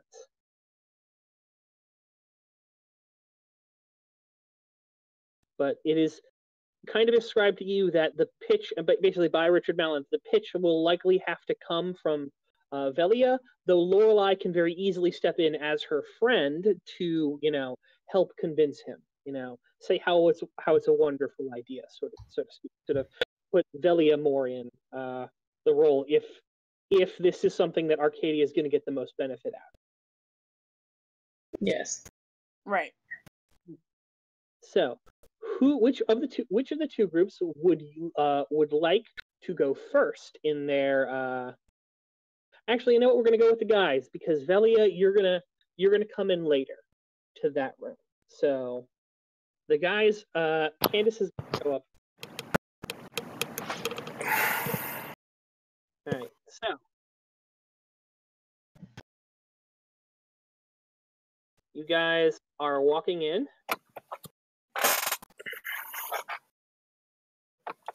Let me fix my stats page. Okay. You two are sitting there, and then all of a sudden the door opens.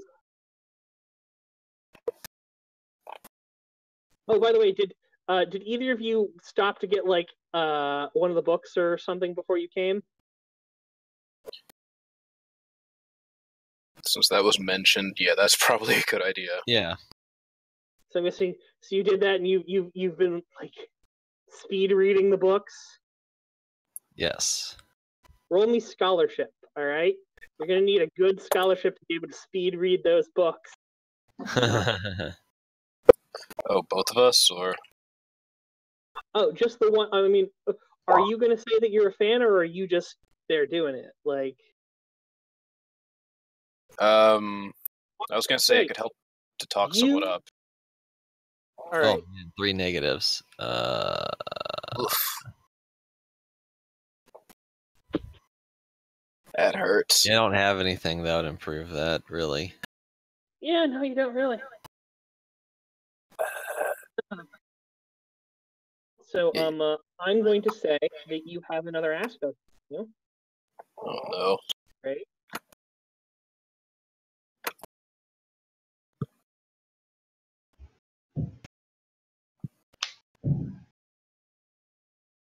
All of those 3 minuses and a 0. Yeah, I'll try rolling, but oh, whoops. All right. You have the fan. All right. You know what this is about. You can totally talk about that. You understand what it is that you're going to do. All right. That's the aspect that you have on yourself. All right. Okay. You might want to adjust your mic. It's getting a bit hard to understand you. Oh, sorry. So you have totally a fan. I had to switch the headset. The other one was running out of power. Oh, yeah, that's fine. I'm gonna try this actually right now. Alright. Yeah. Not much better. Hello, can you hear me? Oh, Yeah. wow. Perfect. All right, that's good. Yeah, I'm hope I just went back to not a headset so that hopefully the everything goes good, but hopefully the echo doesn't. Well, it just went really quiet. What? It got really quiet for some reason. I got really quiet for some reason. That's Am I better. still really quiet? No. You're fine there. I'm not really quiet anymore. That's because I picked up the phone. Okay. Ah, okay. So anyway, Don't have yeah, anything. you are you're there. You're walking in, and then all of a sudden, this.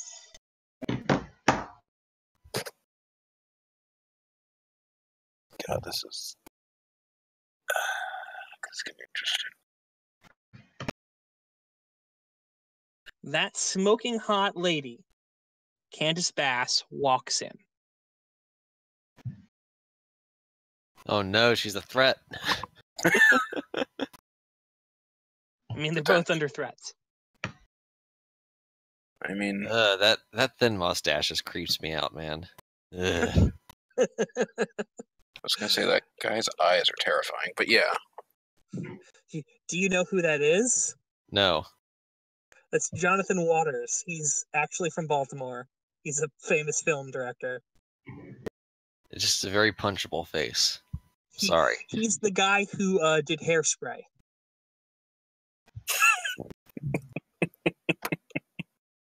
So many jokes, but yeah. I won't be an asshole right now. I'll be an asshole. It's fun. Anyway. Why stop now? Hey, gotcha. All right, so you guys are there. So this lady just seems to ooze sex and sex appeal.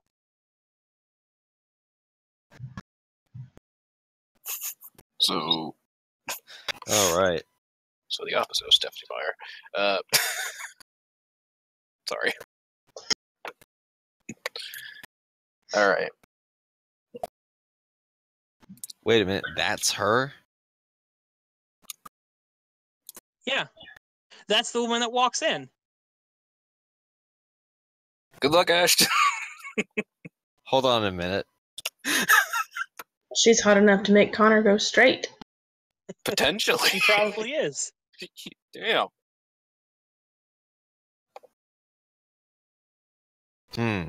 Ashton wouldn't know anything, but Travis has noticed something. I'm glad Travis has noticed something. Curious. But okay. We can discuss this afterwards anyway. Yes. All right. So, No, she's a lot harder than I was expecting. Yeah, I was kind of picturing more the stereotypical splitty romance writer. Right. So she kind of walks in and she just kind of takes her seat and she's just there watching the show. That's a rapport role. She's, she seems polite and all that stuff, but like. Basically, she's here for the show. Yeah. That's what we can tell. She doesn't seem to be paying much attention to you. I mean, she kind of smiles and nods at you, Connor, and then also smiles and nods at you, Ashton, although it's way more like, I know who that guy is, and I have no clue who that one is. But yeah, he's up here, so... Best to be nice. Yeah.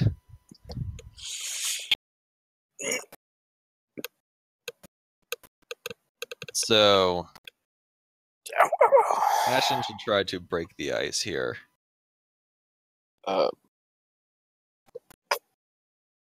See, I guess that'd probably be a rapport roll. Really? Yeah, rapport. If you want to set up your initial rapport, you roll rapport. So, yes. If you want to make a good first impression, you need to roll rapport. That's incredibly good to know, actually. Yes, I do remember that from a game ago. It's actually one of the trappings. Oh, beautiful. Good roll. Very neutral roll. It's not 4 minuses. Don't complain. My minimum would have been a 2. Is there anything you would like to tag? Like, you have a free tag on Totally a Fan also. That's... Yes. Well, yeah. I think a good first impression is probably a great way to start off. So it's even better. Even better. This is true. Yeah, I'll do the tag on Totally a Fan. You're doing the tag on Totally a Fan. Are you absolutely sure? Well, I don't. I do I meta or do I not meta? Would Ashton try to emphasize the fact that he was a fan at this point? Uh-huh. That's a good question. So I'd rather try to do actual RP versus that. So It's like, based on what we've seen of him, just think back through previous interactions and you'll be able to figure pretty quick. Because I'm thinking...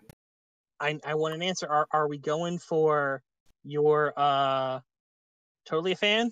Are we tagging that aspect to modify this roll? let's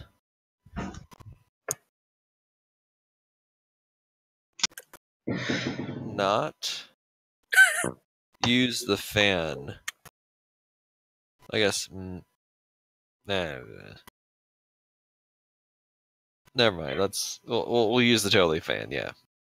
All right, that's great. Let's go You for it. failed the roll. Fantastic. Here's a chip. Yeah, I figured that was going to happen. You got it for a -2. That wasn't actually an aspect. That's fair. No, that's totally fair. So, unfortunately, I'm sorry, as a GM, I'm like, no, the character believes he has an aspect of, I totally know what this book is about. So, you turn to her, and you're like, oh, I mean, I love your book, it's like, you're very good. She's like, really, you enjoy my writing, And you're like, yeah, and you start going off on this huge long thing, and then she goes, that wasn't in the book. That's not my book. You studied the wrong book. You came off as a really nice guy until you started embellishing about things that weren't actually her work. Whoops. Oh, And you got a chip for it. yeah, that... To be fair, that is pretty much Ashton. Actually. Oh, that's great. Did you already take the chip I gave you, or I did. Did I do? I did. You give me one. Yeah, I don't. Yeah, I took it.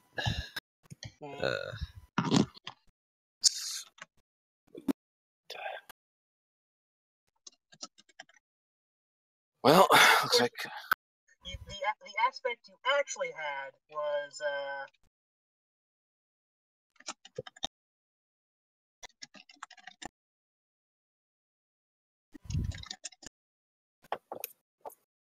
clueless about the author.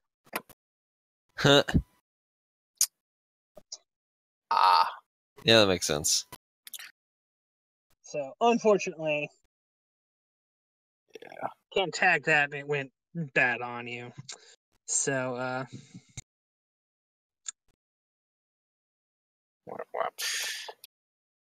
Anyway.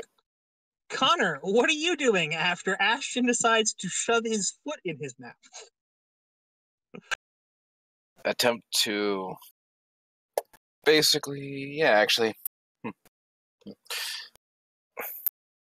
Well, I need to establish myself and then attempt to salvage the situation. So, rapport for introductions. You roll rapport to make a first impression. My rapport ain't great, but...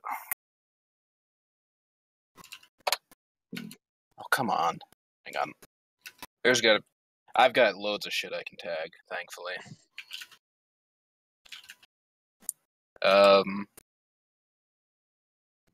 Thank God I've been saving ships. Could I tag Hometown Hero? Yeah. Okay. To make it a 3. Just enough to get something going. Although I could make it higher. Yeah.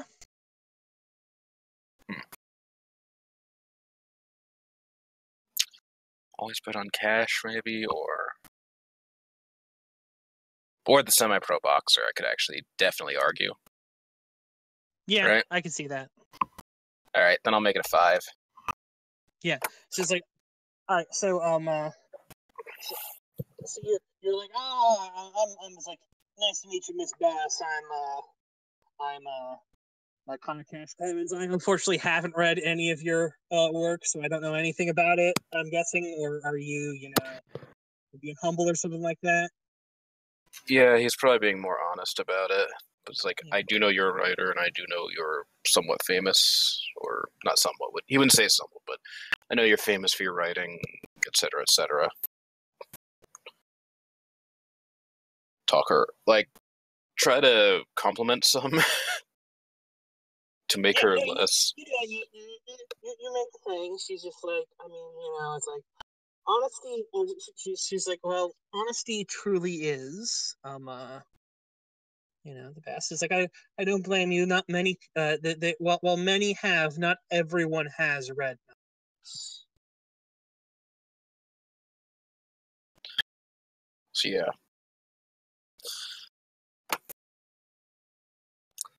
We're trying to go with the honesty tactic as much as possible here. Mm-hmm. So I'll do that, and then. Are you trying to cover for Ashton and introduce him as Basically, yes. All right. So like, Ashton, would you like to make a second rapport roll? Sure. This time it's going to be at a -2. Because you have to overcome the poor thing up again.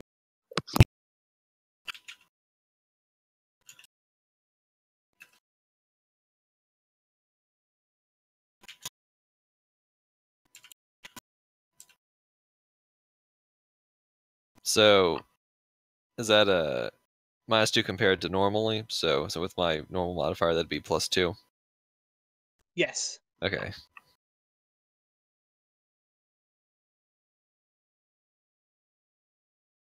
Would you like to use any of the other tags on this? Yes.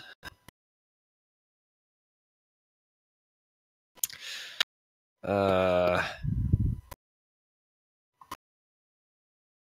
use Velia's and Lorelai's advice this time.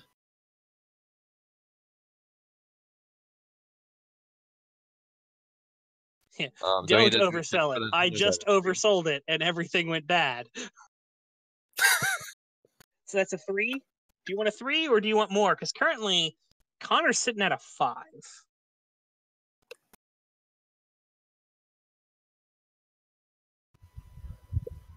Let's see.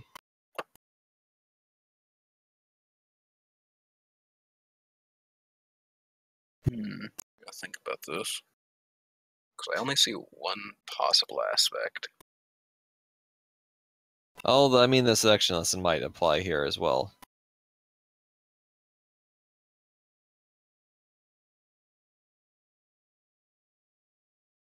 What might apply here also? The seduction lesson. Yeah, just to sort of keep the con. Also, your invented backstory, if you're going to talk about that, could work. Yeah. Well, I feel like that would backfire more than often because that might involve deceit. Just like what just happened. So I think I'd stick with the seduction lesson. All right, sure. So you're at a 5. So you're both there. She's like, it's great. It's like, fine. She's like, I suppose I can get over your, I mean, it's not like my face is very out there. I do tend to enjoy my privacy.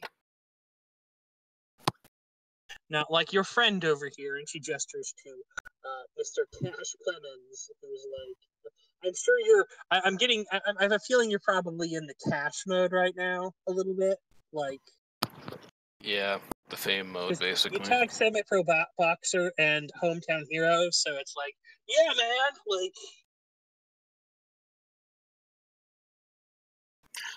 Yeah. It's great. So.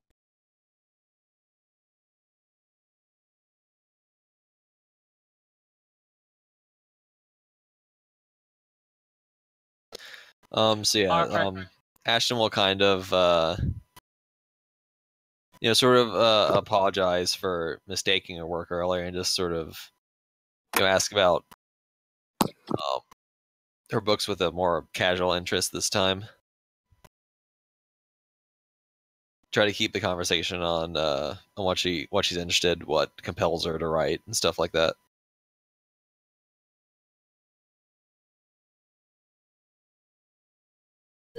She's like, I write what I feel.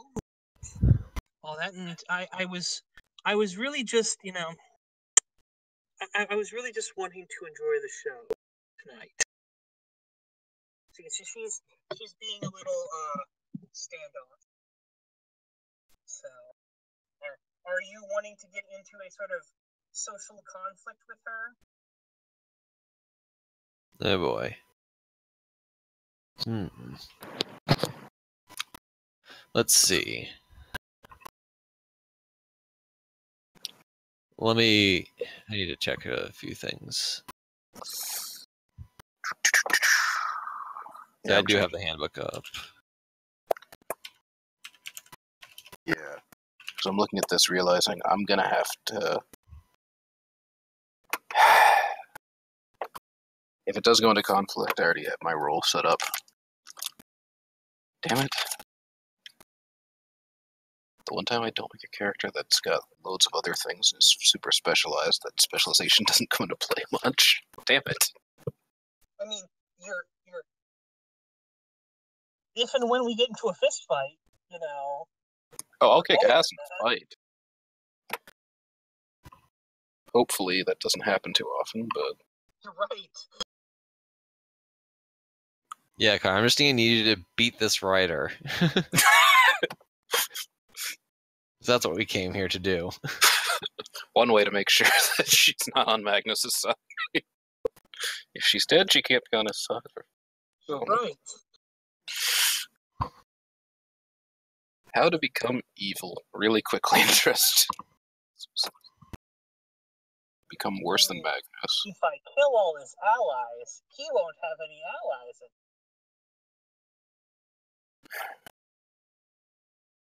I'm hoping to God that's not the planet Nellis. Oh no. Nellis just goes, please fuck no. it, kill everyone. No, that's always a bad plan. It always backfires against us. We are not doing that.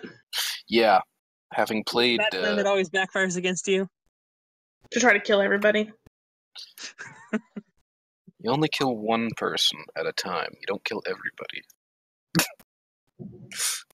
Nah, in all seriousness, I've seen what happens when people do that kind of thing. Yeah, it doesn't end well. This is Monster Hearts. Then the school blows up. And that's a good ending. Sometimes. Until people come back from school. Oh, man. That you accidentally pushed over a cliff. If that sounds like Monster Hearts. I accidentally on purpose suicided you. Suicided my mother, yes. Accidentally on purpose, I killed someone. Shifty eyes.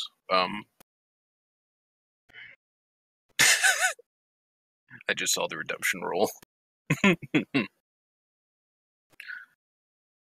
Oh, man.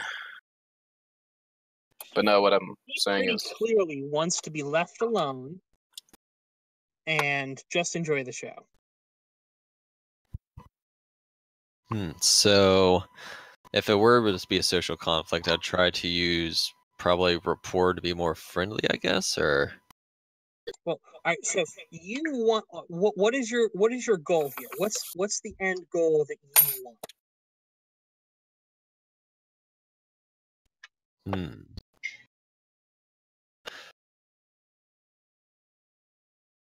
I'd say to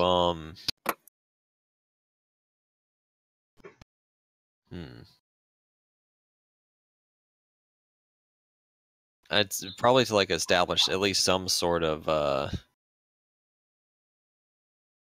like social relationship, at least a call me later sort of thing, except So get a phone number or arrange a date or something like that. Yeah, I think so. That is a very fair thing.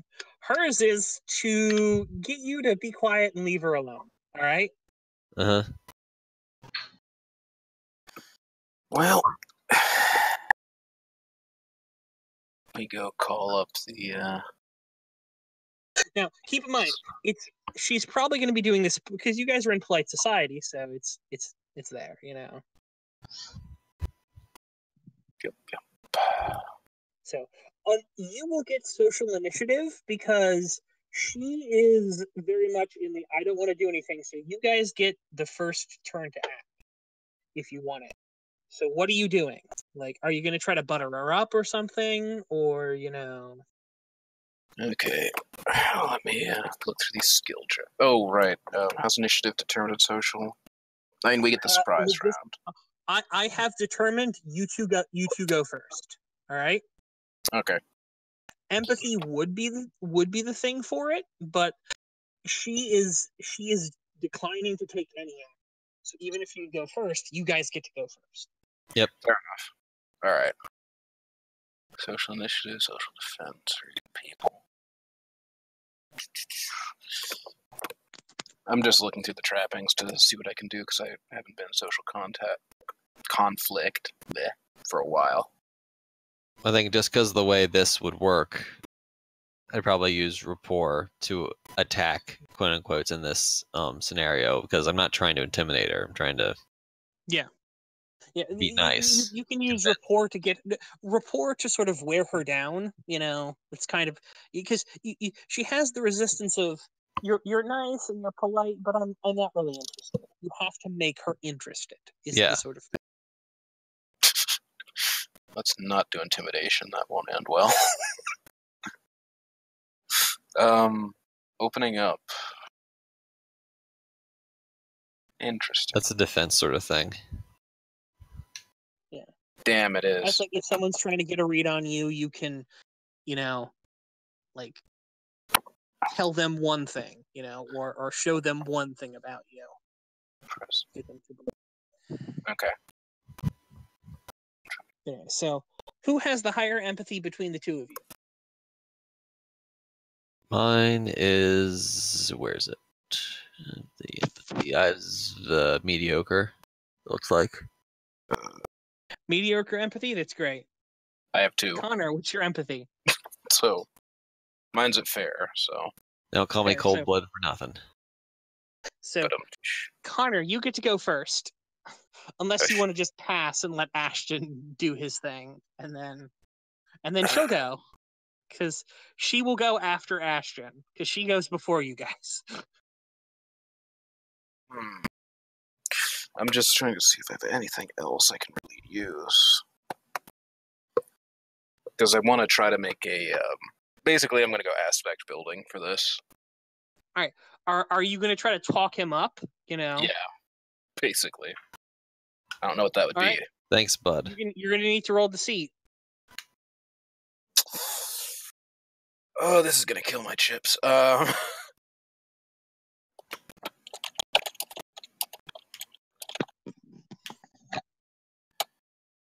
on, dice, be fair.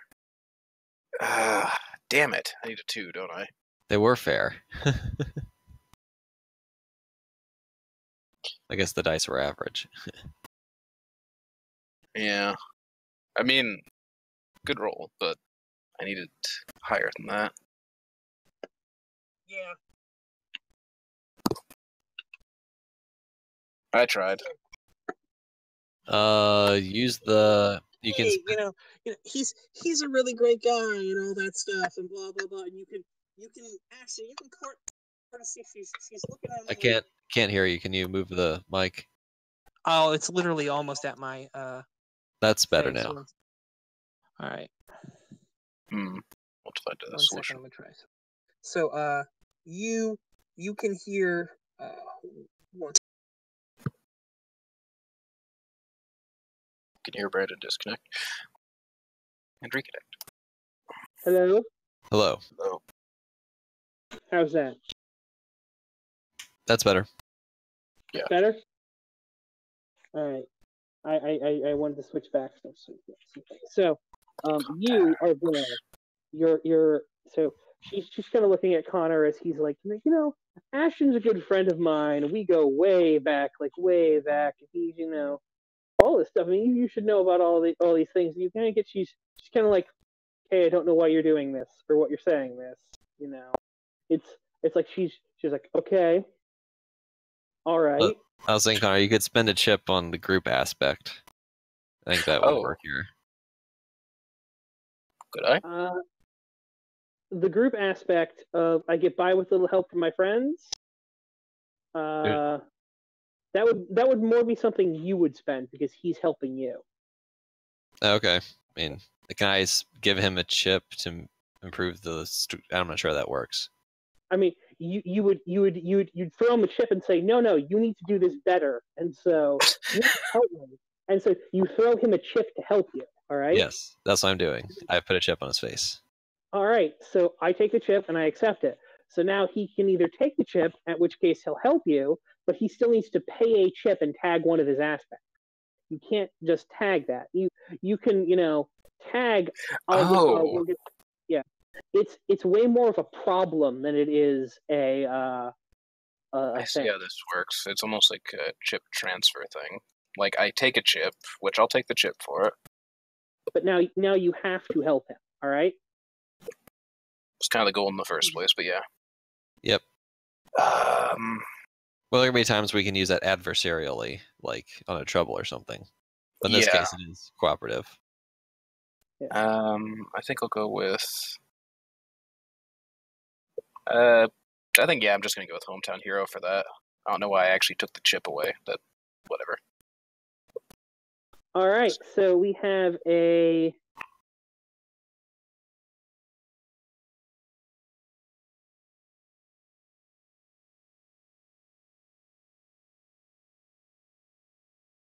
We have a fragile aspect. So one tag and it dies. But it's one more tag. I'll take it. Fragile aspect is nice guy, new TM. On Ashton. Ashton's a nice guy, not nice guy TM. Yes, that's very important. TM. So.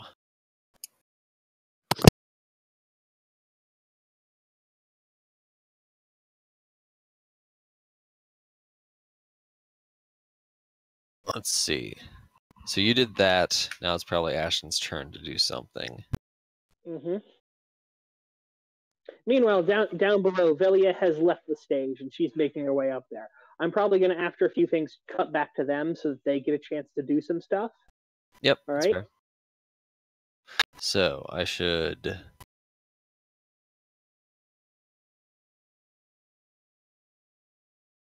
Roll more rapport?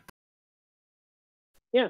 Art, you're trying to get her to like you, right? Yes. All right.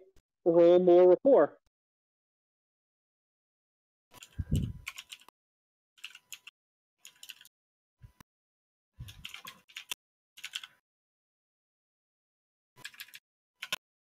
Okay, I was trying to be cute. Rapport.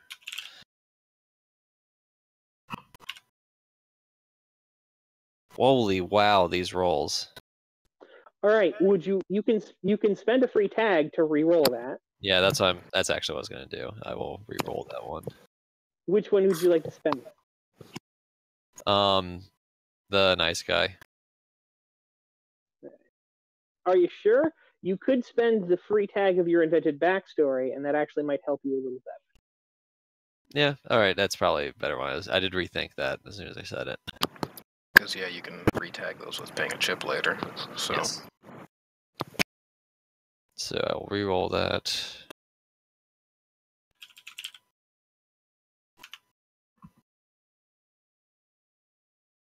Much better. Yeah, that is much better. Yeah, that's a 5. So, would you like to add anything else on top of that 5? Yes.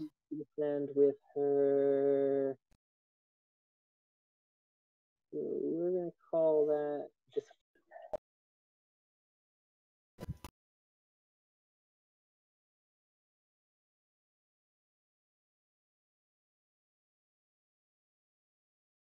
I will actually spend a chip on Regina's seduction lesson. All right. And actually now let's go ahead and use the nice guy no TM. boom, 9 or 4.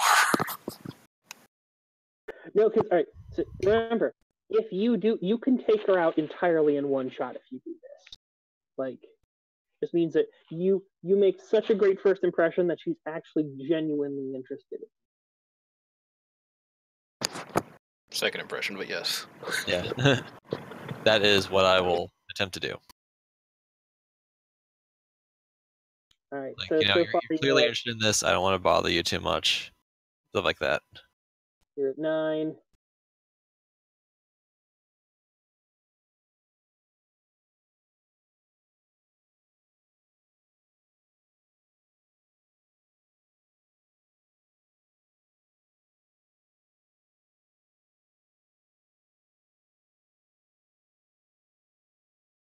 So, are you happy with 9, or do you want more?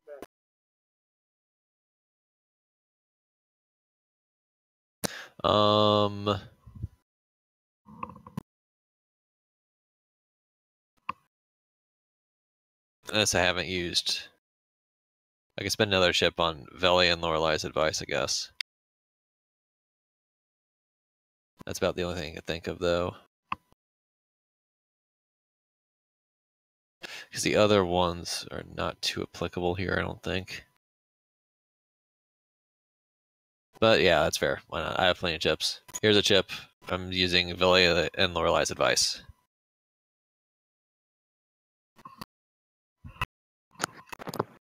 I am done.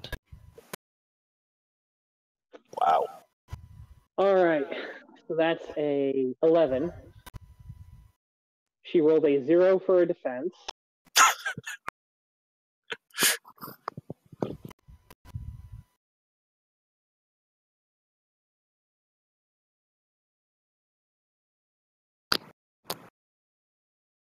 Jeez. 1 turn knockout. Most likely.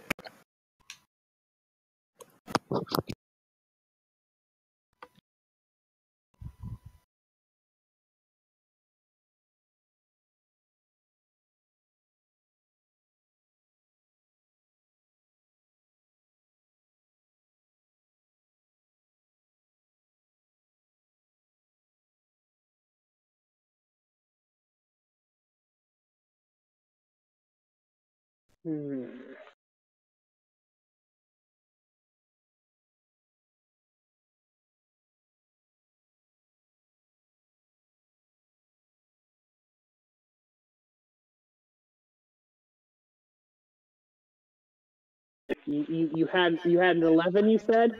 Yes. All right. So she's not taken out. Okay. Impressive. Oh my god. She's a white court. Or has really high social stress or took consequences. Well, if you just scroll over the portrait a bit. Yeah. just look a little bit at the organizations and groups, and one of the ones that's, maybe on the left.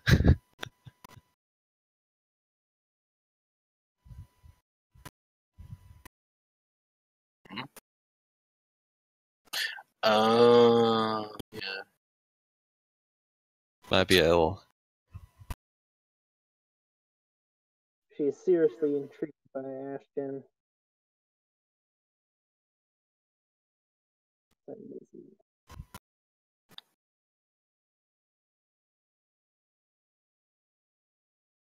I hadn't even thought to look.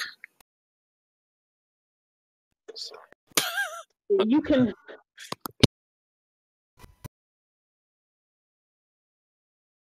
So yeah, so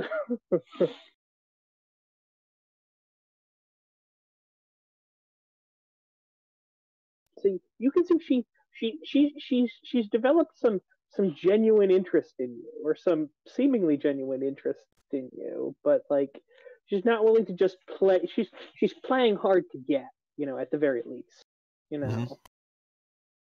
But you can tell that you've gotten under her skin.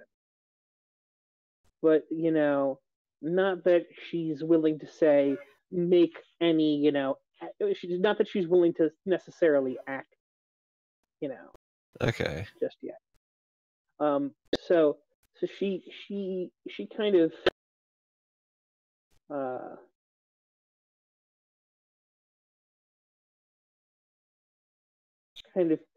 turns to you and sort of puts her hand on your shoulder, Ashton, and kind of leans in to your ear, just kind of whispers into your ear, and she's like, that's fascinating. You would be able to do this. You seem like a very intriguing person. She just strokes your shoulder, and she's like, how? I suppose that if after this was over, you say, it's like, I suppose we might be able to do something fun. I suppose I could take you to someplace fun after this is over. I know a few spots if you would be interested. And I believe I need you to make me a discipline test check thing. Discipline. Yeah, discipline. Okay.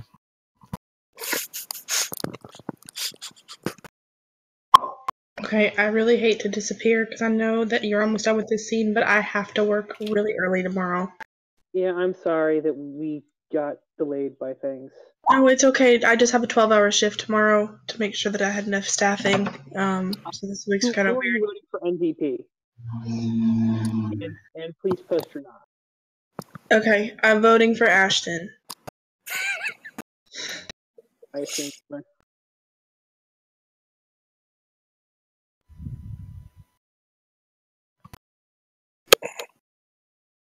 Ouch. Damn. Cracked neck.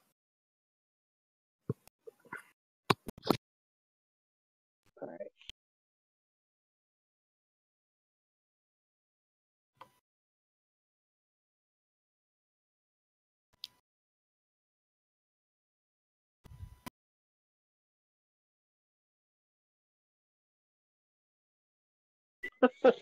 Oh. Oh, great. Ooh, you are so lucky that was just a maneuver.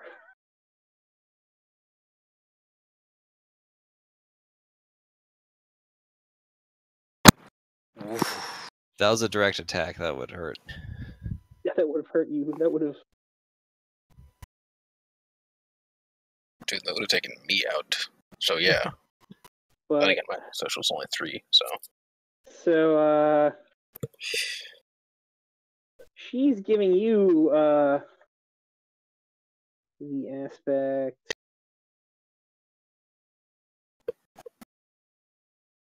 There's no way I'm getting empathy through that. Jeez.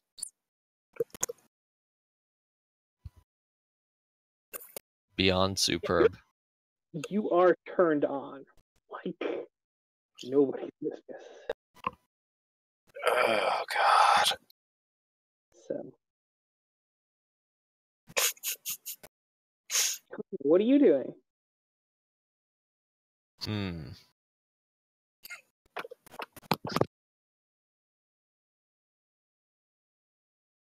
So it kind of seems like, though I haven't taken her out, it seems like she's kind of acquiesced to one of my goals. So it might be fine to stop here. And that, I mean, if you wanted to offer the concession that fine, we won't do anything, but we'll continue this later, like that's the thing.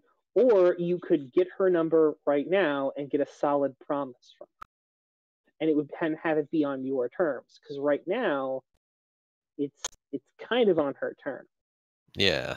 Admittedly, and if you don't take her out, it's going to be on her terms because she might offer you that as a concession. Also, she's just Okay. That's a powerful counterattack. Well, it's not even an attack; it's just a maneuver. Still. Connor, what are you doing? Are you going to try to talk him up some more about how great he is? Actually, it is Connor's turn. I was gonna say, I'm pretty sure she knows now, but like I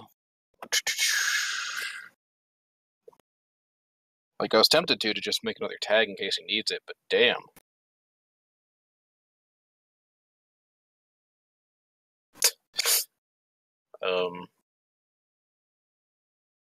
I have no idea. Actually, what are you planning on doing on your next move? Just asking. Try not to meta, but I'm curious. Yeah, I think just another rapport roll. Just trying to keep wearing her down with niceness. Okay. Then yeah, I'll try to make another tag. I'm sorry to meta, but I'm just going... I don't know. So yeah, I'll talk him up one more time, even because I think we're like right at the edge. Oh yeah, no, you guys are at the edge. Roll me to see. I'm on the edge of glory. Deceit, you say? Mm-hmm. Modifier is zip. Yeah, that's about right. Na na na na na na na na na na.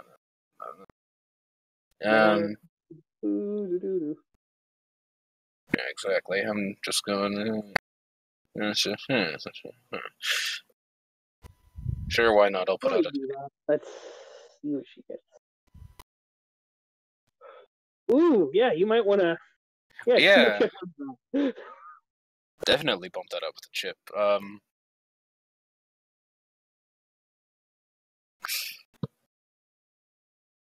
Ooh, actually, could I make an argument for...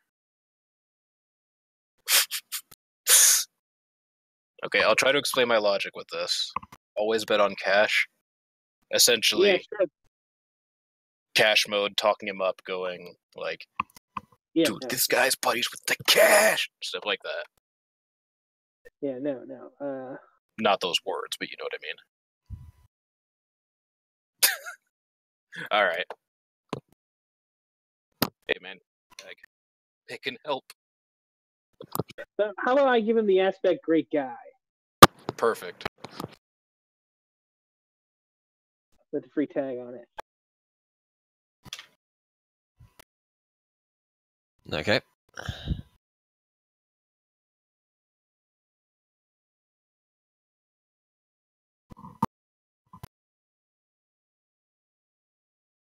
I don't let bad people in my retinue, as I'm my manager.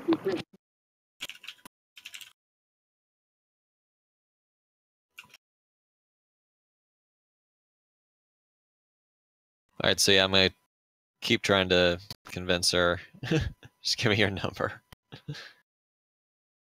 Please. Just give me your number. So yeah. Use a free tag, great guy. And to bump that up to a 5, and I'll probably spend a chip. Oh, never mind. Or, yeah, I should still. just to be safe. I can't remember how many stress boxes White Core have, but I think most of them are probably filled by now. No, she only filled one stress box. You only fill one stress box per attack. That's right. I'll tag her mildly turned on with that chip. Mildly turned on. Yeah. All right. Put you at a Yeah. 5, 6, 7. All right. Yeah, I'm done with that. 4 social stress. Take it or leave it. 4 social stress is a moderate consequence, which he obviously has an open slot for.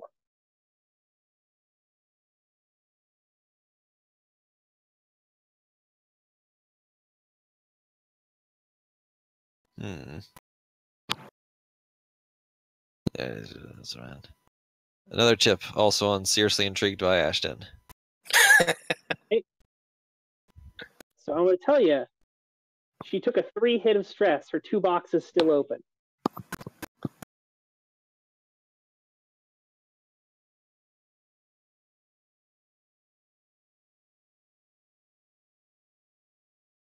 Damn, dude. Just saying that wouldn't take her out still? Not going to take her out. Okay. Wait, Social can I tag the things I've already tagged before? Or spend a chip on them, I mean? You can spend a chip on things you haven't used on this specific roll. Okay. Then yeah. I need some more of Regina's seduction lesson then. All right. So let's see. That would be 1, 2, 3, 4, 5, 6, 7, 8. 8. I suppose she could soak that. But in doing that, she would have to become permanently fascinated with you.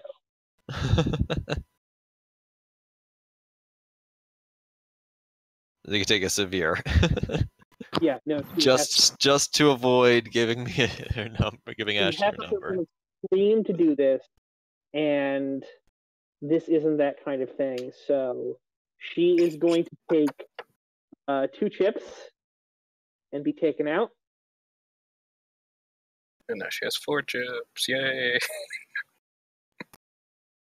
And so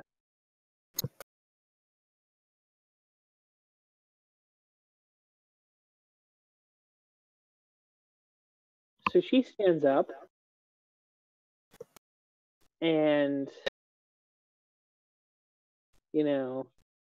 reaches down, takes out a pen, and moves into your lap,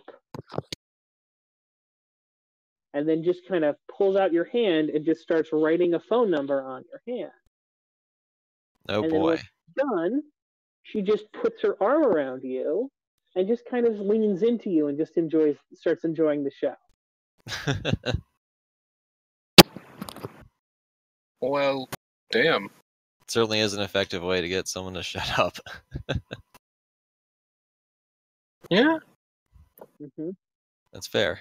Stage 1. Success. And it didn't cost that many chips. Wow. Neither of us is geared for social, really. Well, you're more geared for it than I am. So. Damn. We have Avelia. Still. Yes? Yeah.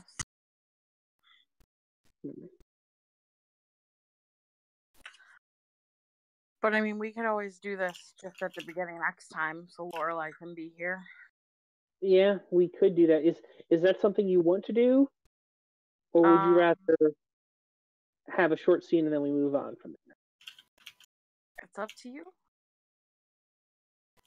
Well, I am the GM. I'd be willing to do either. I want to know what you guys as the players would more like. Do you want to do a big drawn out scene with Burton, or do we want to just do it as a quick little thing? Is this an interaction that you think you would really want to see played out very interestingly or not? Because the Candace one had a lot of implications to it, so it needed to be played out. Right.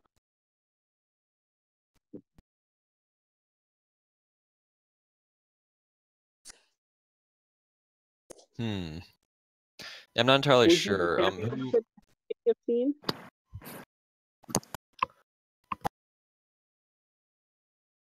I mean, I feel like if the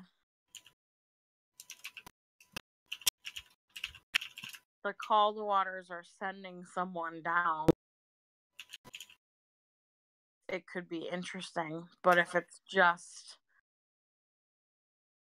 Lorelai and I talking to him, then it's probably not necessary to wait. Yeah, I actually think it might be easier to just hand wave this scene, because if actually calling in Velda, you guys don't really need to make rolls. Like, right.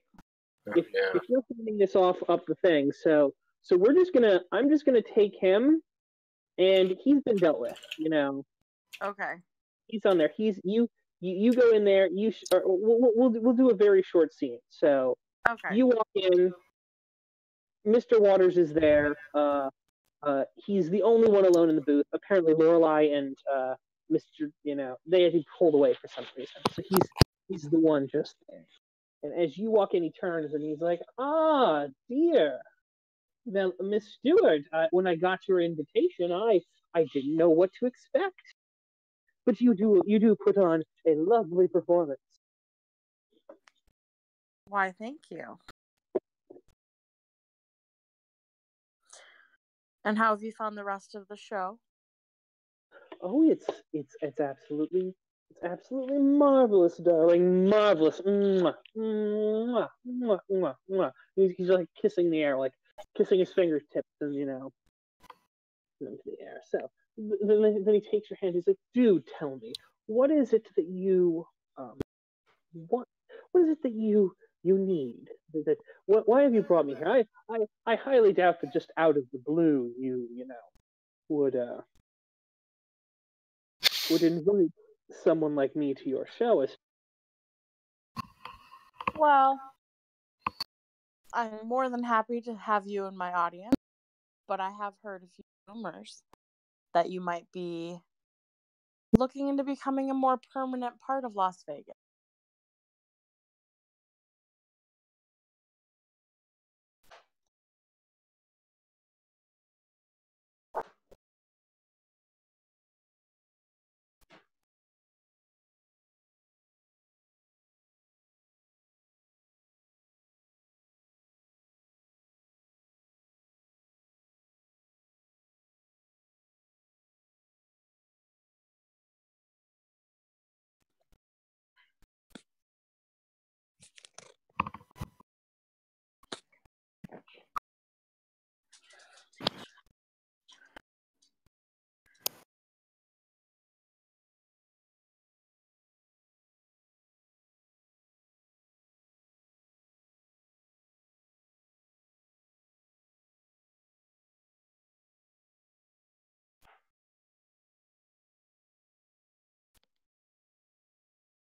I'm back. I'm sorry, my phone decided to turn off. Anyway, so he goes to Velia. He's like, "What is it that you wanted, darling?" Sorry, I got disconnected for a second.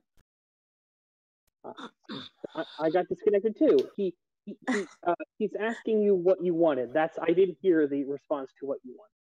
I said that that having him at a guest at the show was reward enough, basically, but that a little birdie told me that he was looking to make himself a more permanent part of Vegas. Maybe this birdie is very well informed, though I expect this. So, is there something that is there someone else here who I wish I owe to have a conversation with? At which point, there's a knock on the door, and Belda comes in. I guess I would introduce them, probably, right? Yeah. Yeah. So I would love for you to meet this. You said Belda, right? Yes, Belda. Okay. I'd love for you to meet Belda Caldwater. She's one of the heads of Arcadia here, and I'm sure that there are things that you guys would enjoy talking about together. Right, sure.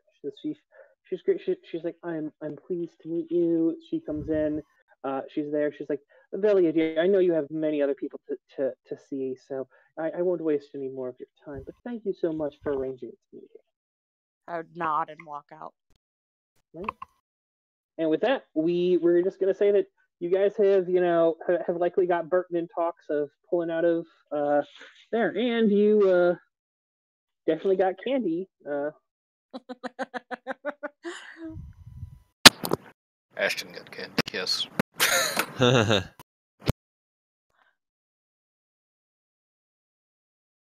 Yeah, it's gonna be fun. Oh, this is going to make for some really interesting future sessions. Oh yeah, it is. That's great. And yeah, if Faye goes in to convince someone who's mortal, yeah, they're getting convinced. Yeah. No, they're going to make him a deal he can't refuse. So you guys just handed him off to Arcadia, which is fine. It's a thing. Goddamn leprechauns. And if before then we'll have a slight session with Lorelai and him if that's something they want to do, and if not, we'll just hand wave it and we'll have some other stuff. Anyway, so that's going to be game for this evening. So votes on MVP of the session. Well, We've had Lorelai vote for Ashton. Ashton, who are you voting for MVP? You can't vote for Lorelai or yourself. So I think that it'll probably be Connor for great wingmanning. All right, Connor for being wingman. Connor, who are you voting for? Woman who set it all up, or Ashton, who stuck his foot in the mouth and still closed the deal with your house? Because, yeah, that's a really good point. This couldn't have happened without one of the players, but also it was really amusing to watch Ashton put his foot in his mouth. Did a lot this session. Just it was all behind the scenes. That's true. Which I want to thank you for. And I hope that's okay. I hope you're still enjoying the game, even though that's what happened. I have to come up with a little more stuff. it seems like that's kind of built into who her character is. She's basically setting up everything behind the scene. She's a behind-the-scenes person. Which is not the worst. Yeah, okay. I will have to give it to Velia then, because none of this could have happened without Velia. And also for Ashton, because that was just hilarious. All right. So and currently setting himself for having to deal with this now. Connor nearly got Connor almost was able to get MVP. If Velia had just voted for Connor for being an awesome wingman, also Connor would have got MVP. But here, Ashton, here's your thing. Yay! Oh my god. See, Connor was an excellent wingman, I'll agree, but Ashton's going to be the one to deal with the fallout from it. So. Oh yeah. One of the situations where failure may have been less complicated than success. Yeah, probably. But not Yes. for our overall goal, so. But hey, in the long run, maybe it'll work out well. I'm going to be really excited for the session when she accidentally learns you're a snake. Yep. Or she gains a snakeware thrall. Or that. Snakeware thrall. Interesting. The Chinese Zodiac may have another member soon. Oh yeah. This is nothing. Oh wait, let me go to the nods before I forget and start writing down my nods. You're fine, buddy. Let's see.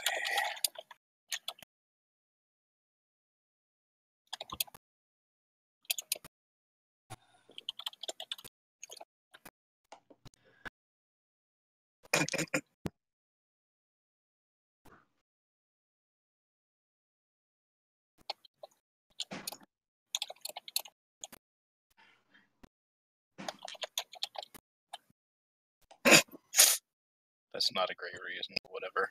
I don't care.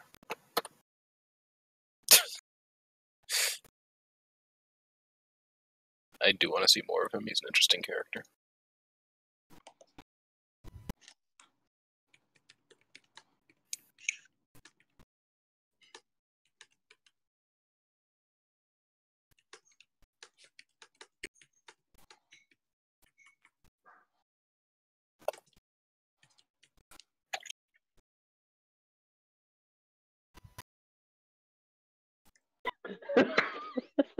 Walter Evans, because we don't have enough conspiracies in this game.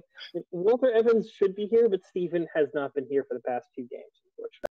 Yeah, Yes. that's life, though. Hopefully next game. Hopefully next game. Yeah, it's hysterical. The dynamic that Ashton and Manfred have. Oh yeah. So yeah, the relationship with Annette might change a little. Though she did still seem to like Ashton regardless, so it might not change that much. She liked Ashton. Ashton was great. You and Manfred were like, oh, Manfred.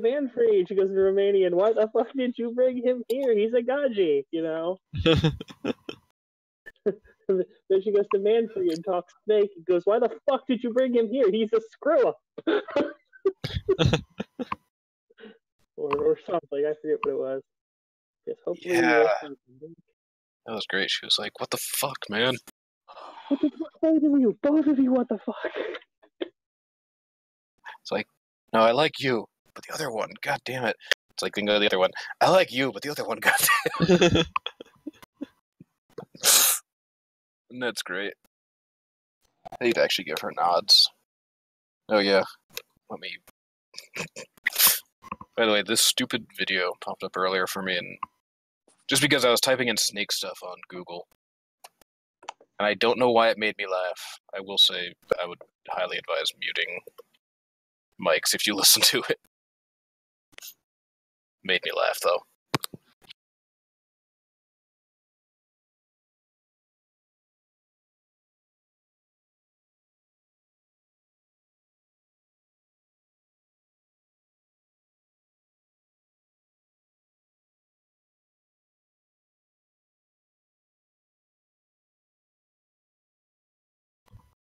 Oh my god, that's really funny. I just saw that and went, oh, it's Ashton. I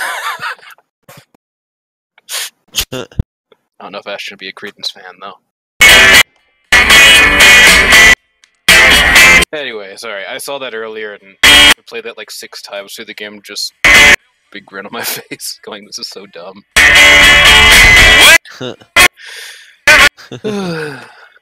Yeah. Oh, God. All Alright, so, yeah, that was a fun game. So I'll see you guys next week. Good night. see y'all next week. Hope you had a great game. Hope you have a great week. And I will See you.